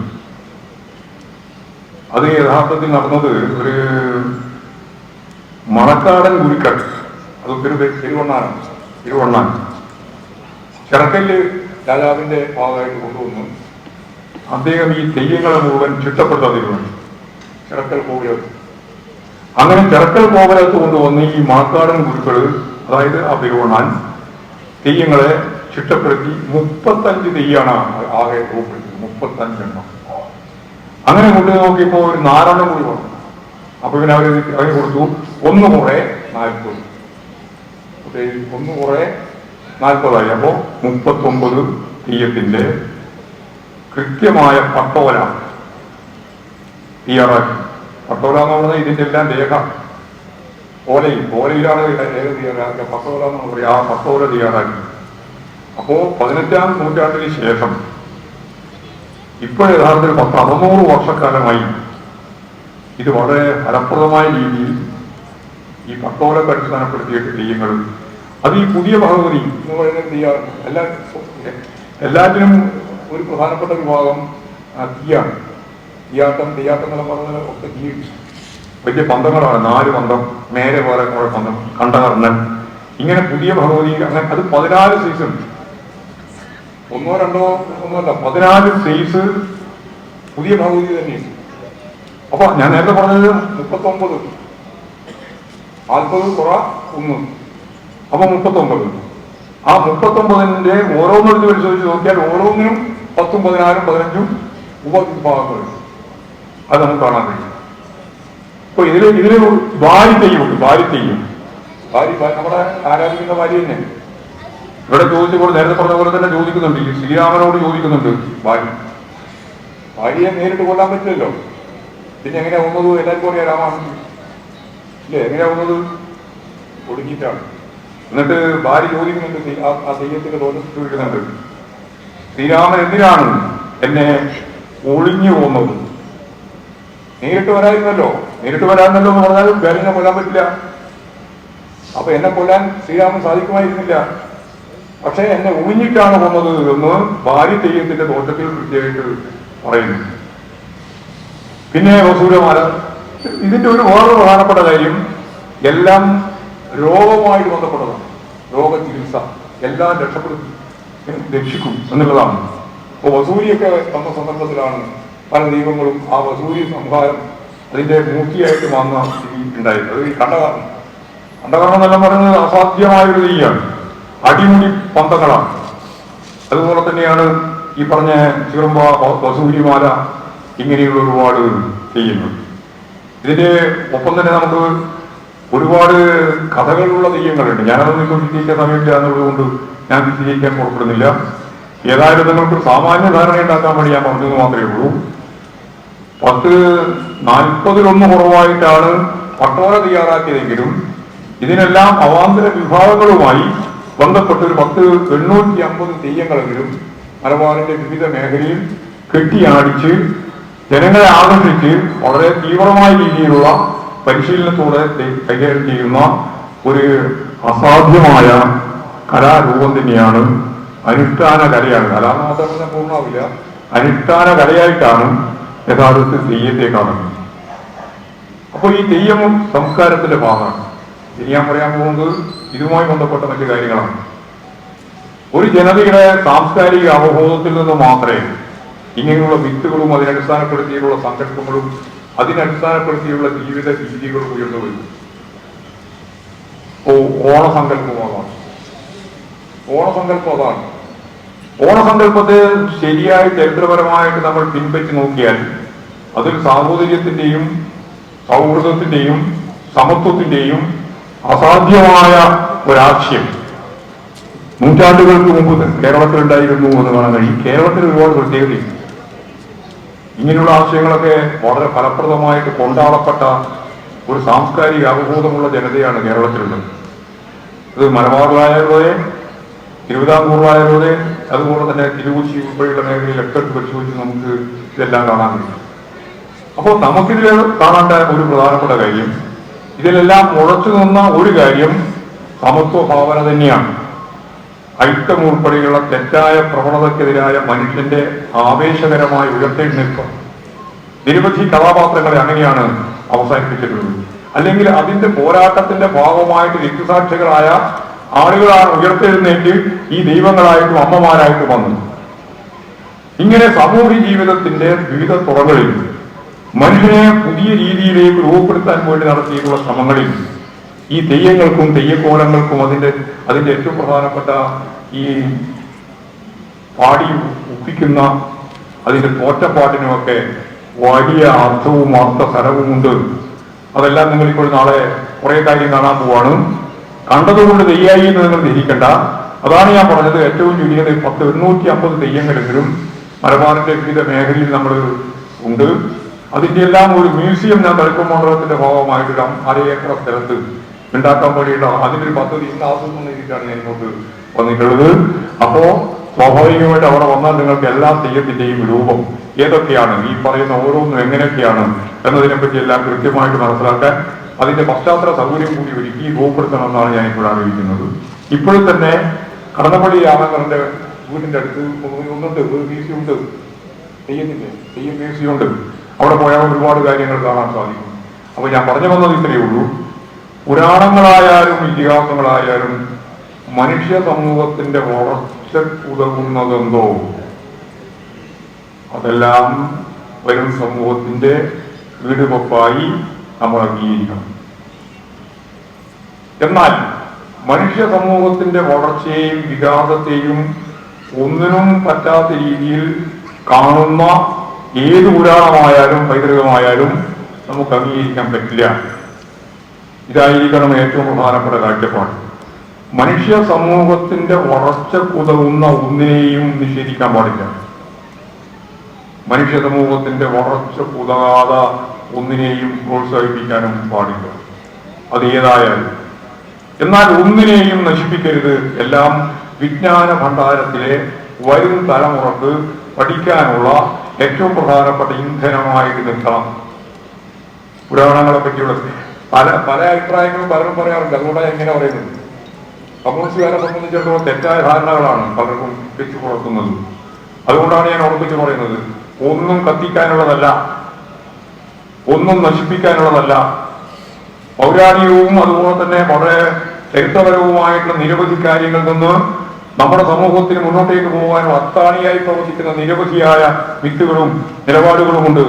പ്രോത്സാഹിപ്പിക്കണം. അങ്ങനെ അല്ലാത്ത ഒന്നിനെയും പ്രോത്സാഹിപ്പിക്കേണ്ട കാര്യമില്ല. എന്നാൽ അത്തരത്തിലുള്ള എല്ലാത്തിനെയും വരും തലമുറയുടെ വിശ്വാസ മണ്ഡലത്തിലേക്ക്, അതിന്റെ ഏറ്റവും പ്രധാനപ്പെട്ട പഠന മേഖലയിലേക്ക് അതിനെ സംരക്ഷിക്കണം. ആ വിജ്ഞാന ഭണ്ഡാരത്തിലേക്ക് അതിനെ നീതികൂട്ടണം. ഒന്നും അവസാനിപ്പിക്കാനുള്ളതല്ല. എല്ലാം തലമുറ പഠിക്കട്ടെ, മനസ്സിലാക്കട്ടെ, അതിനടിസ്ഥാനപ്പെടുത്തിയിട്ട് സമൂഹം മുന്നോട്ടേക്ക് പോകട്ടെ.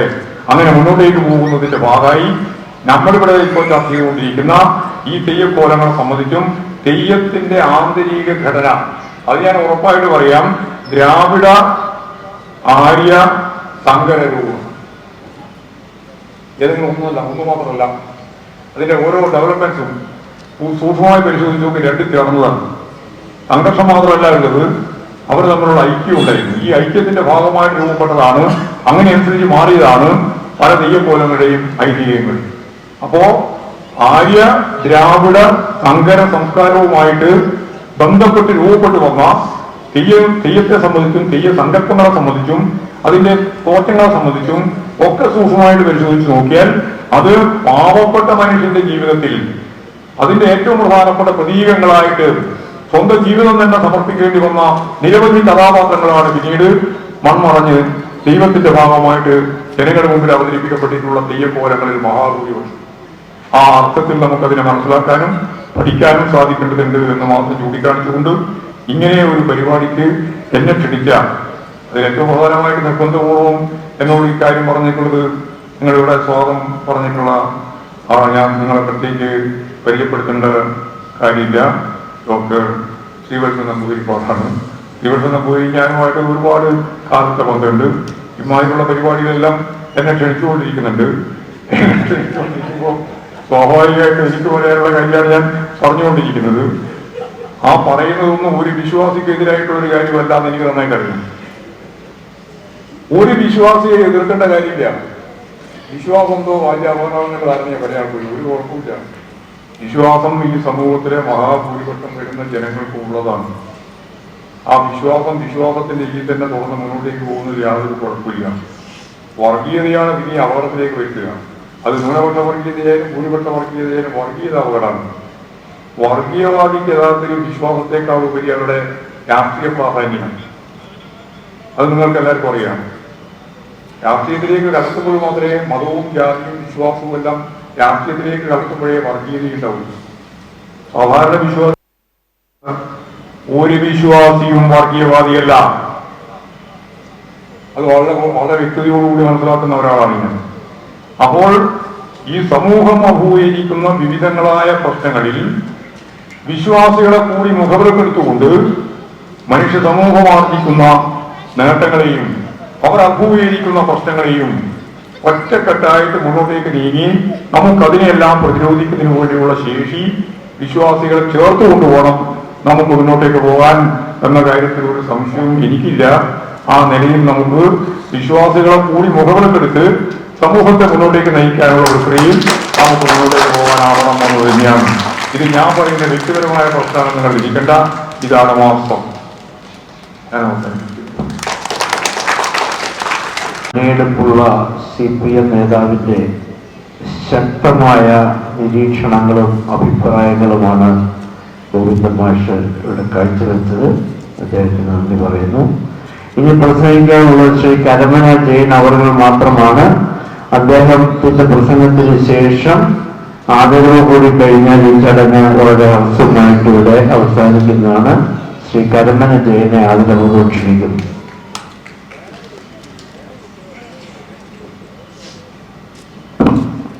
ബഹുമാനപ്പെട്ട ഈ ചടങ്ങിന് അധ്യക്ഷത വഹിക്കുന്ന എൻ്റെ പ്രിയ സുഹൃത്ത് ശ്രീ മുക്കമ്പാലമൂട് രാധാകൃഷ്ണൻ, നമ്മുടെ കേരളത്തിൻ്റെ മലയാളികളുടെ അഭിമാനമായിട്ടുള്ള പത്മശ്രീ കൈതപ്രം ദാമോദരൻ നമ്പൂതിരി, CPM-ന്റെ സംസ്ഥാന സെക്രട്ടറി ബഹുമാനപ്പെട്ട ശ്രീ ഗോവിന്ദൻ മാസ്റ്റർ, എൻ്റെ പ്രിയ സഹോദരൻ ശ്രീ പ്രമോദ് പയ്യന്നൂർ, ശ്രീവത്സൻ നമ്പൂതിരി, മറ്റു പേരിലിരിക്കുന്ന മറ്റു വിശിഷ്ട വ്യക്തികളെ, പ്രിയമുള്ള സഹോദരി സഹോദരന്മാരെ, സുഹൃത്തുക്കളെ, ഞാനൊരു ദീർഘമായ ഒരു പ്രസംഗത്തിന് മുതിരുന്നില്ല. കാരണം പ്രമോദ് പയ്യന്നൂരിൻ്റെ ആമുഖ പ്രസംഗത്തിൽ തന്നെ തെയ്യാട്ടത്തെക്കുറിച്ചുള്ള വലിയൊരു അറിവ് നമുക്ക് കിട്ടി. ശരിക്കും ആദ്യമായിട്ടാണ് എനിക്കിങ്ങനൊരു അറിവ് കിട്ടുന്നത്. അതിനുശേഷം നമ്മുടെ കൈതപ്രം ദാമോദരൻ നമ്പൂതിരി അദ്ദേഹത്തിൻ്റെ വാക്കുകളിൽ ഗാനത്തിൻ്റെ രൂപത്തിൽ അദ്ദേഹം നമ്മുടെ മുമ്പിൽ അവതരിപ്പിച്ചു. അത് കഴിഞ്ഞ് ഞാൻ ഗോവിന്ദൻ മാസ്റ്ററുടെ പ്രസംഗം ഇത്ര നീണ്ടുപോകുമെന്ന് ഞാൻ പ്രതീക്ഷിച്ചില്ല. വളരെ കാര്യപ്രസക്തമായിട്ട് അദ്ദേഹവും നമുക്ക് നല്ല അറിവ് തന്നു. വിശ്വാസികളെ മുഖവിലക്കെടുത്തുകൊണ്ട് അദ്ദേഹം പ്രസംഗം തീർച്ചയായിട്ടും നമ്മളെല്ലാവരും അംഗീകരിക്കുക തന്നെ ചെയ്യണം. അതുകൊണ്ട് ഈ ഐരവല്ലി തമ്പുരാന്റെ ഈ തിരുമുറ്റത്ത് ഞാൻ എല്ലാ വർഷവും ഈ സ്റ്റേജിൽ പ്രസംഗം നടത്തുന്ന, പ്രസംഗിച്ച് ഇവിടുത്തെ പരിപാടിയിൽ പങ്കെടുക്കുന്ന ഒരു വ്യക്തിയാണ്. ഈ ക്ഷേത്രവുമായിട്ട് ഒരു അഭേദ്യമായ ബന്ധം. ഞാൻ 2011 മുതൽ ഞാൻ അന്ന് ജില്ലാ പ്രസിഡന്റായിരുന്ന കാലഘട്ടത്തിലും ഇവിടെ ഈ ക്ഷേത്രത്തിന്റെ ഭരണസമിതി മാറി മാറി വന്നാൽ BJP-യുടെ ഭാഗത്തു നിന്ന് വിളിക്കുന്ന ഒരു വ്യക്തി ഞാനാണ്. നെല്ലിയോട് ഗിരീഷ് ഗൾഫിലിരിക്കുന്ന സമയത്തും ഗൾഫിലിരുന്ന് സമയം കണ്ടെത്തി ഒരു പരിപാടി പങ്കെടുക്കണം നിരവധി പ്രാവശ്യങ്ങളോട് പറഞ്ഞു. അപ്പൊ ഈ തമ്പുരാന്റെ തിരുമുറ്റത്ത് നിന്ന് പ്രസംഗിക്കുന്നത് ഞാൻ എല്ലാ വർഷവും പ്രസംഗിക്കുന്നതുകൊണ്ട് ഞാൻ അധികം നീട്ടിക്കൊണ്ടുപോകാനും ഉദ്ദേശിക്കുന്നില്ല. തീർച്ചയായിട്ടും മാനവികതയുടെ പ്രതീകമായിട്ടുള്ള വടക്കൻ കേരളത്തിൽ മാത്രം യഥാർത്ഥ 51 ദിവസം വ്രതമെടുത്ത് തെയ്യാട്ടം നടത്തുന്ന ഒരു രീതി നമ്മുടെ തിരുവിതാംകൂറിലും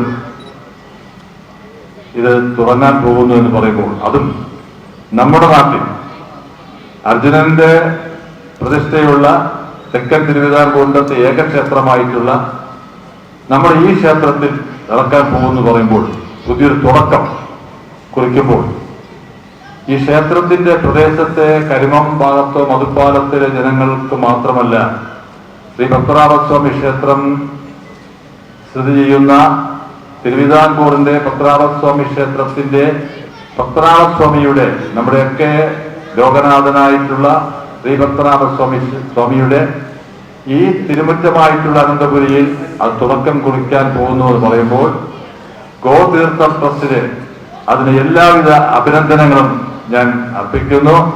അവർക്ക് ഇനിയും എല്ലാ വർഷവും ഇത് കൂടുതൽ തെയ്യാട്ടം തിരുവിതാംകൂറിന്റെ തെയ്യാട്ടമായി മാറാൻ, ഭാവിയിൽ മാറാൻ കഴിയട്ടെ. അതിന് തമ്പുരാന്റെ അനുഗ്രഹം ഉണ്ടാകട്ടെ എന്ന് മാത്രം പറഞ്ഞുകൊണ്ട് എന്റെ വാക്കുകൾ അവസാനിപ്പിക്കുന്നു. നിങ്ങൾക്ക് എല്ലാവർക്കും നമസ്കാരം. ചടങ്ങ് അവസാന ഘട്ടത്തിലേക്ക് കടക്കുകയാണ്. അടുത്തതായി ആദരവാണ്. 4 പേരെയാണ് ഇന്നിവിടെ ആദരിക്കുന്നത്. ആദ്യമായി റിനോൺ ബയോടെക് പ്രൈവറ്റ് ലിമിറ്റഡ് ഉടമയും പ്രസിദ്ധ ബിസിനസ്സുകാരനുമായ ഡോക്ടർ ഹരീഷ് അനവധി ചാരിറ്റി പ്രവർത്തനങ്ങൾ നടത്തുന്ന ആളാണ്. പ്രത്യേകിച്ച് കിഡ്നി പേഷ്യൻസിന് വേണ്ട സൗജന്യ ചികിത്സ എല്ലാം അദ്ദേഹം ചെയ്യുന്നുണ്ട്. ഡോക്ടർ ഹരീഷിനെ ആദരിക്കാനായി ശ്രീ കൈതപ്പുറം ദാമോദരൻ നമ്പൂതിരി ആദരപൂർവ്വം ക്ഷണിക്കുന്നു. ഡോക്ടർ ഹരീഷിനെ ആദരപൂർവ്വം ക്ഷണിക്കുന്നു.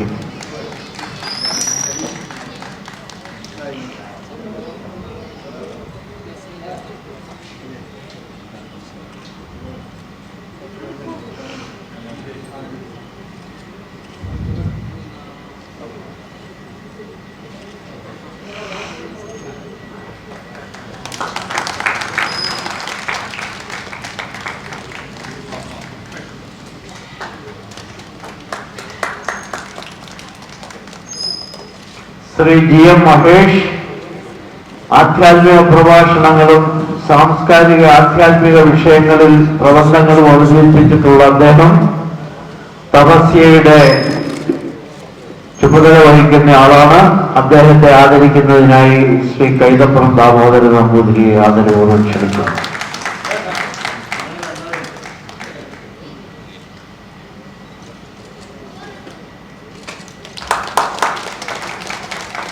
പ്രശസ്ത തന്ത്രി ബ്രഹ്മശ്രീ ഡോക്ടർ ആര്യത്തേറ്റ് സുരേഷ് പോറ്റി ജ്യോതിഷ പണ്ഡിതനാണ്. ക്ഷേത്ര താന്ത്രിക് റിസർച്ച് സെന്റർ തന്ത്രിയുമാണ്. ശ്രീ ഗോവിന്ദ മാഷും കൈതപ്പുറം ദാമോദരൻ നമ്പൂതിരി അവர்களுം ചേർന്ന് ആദരിക്കുന്നു.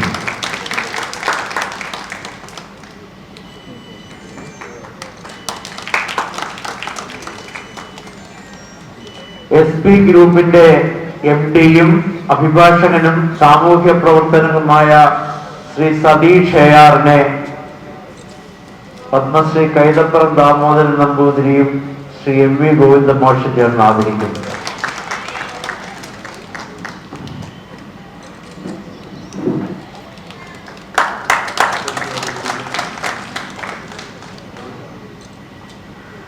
ഈ ചടങ്ങിന് നന്ദി രേഖപ്പെടുത്തുന്നതിനായി ശ്രീ മനോജ് R-നെ ക്ഷണിക്കുന്നു.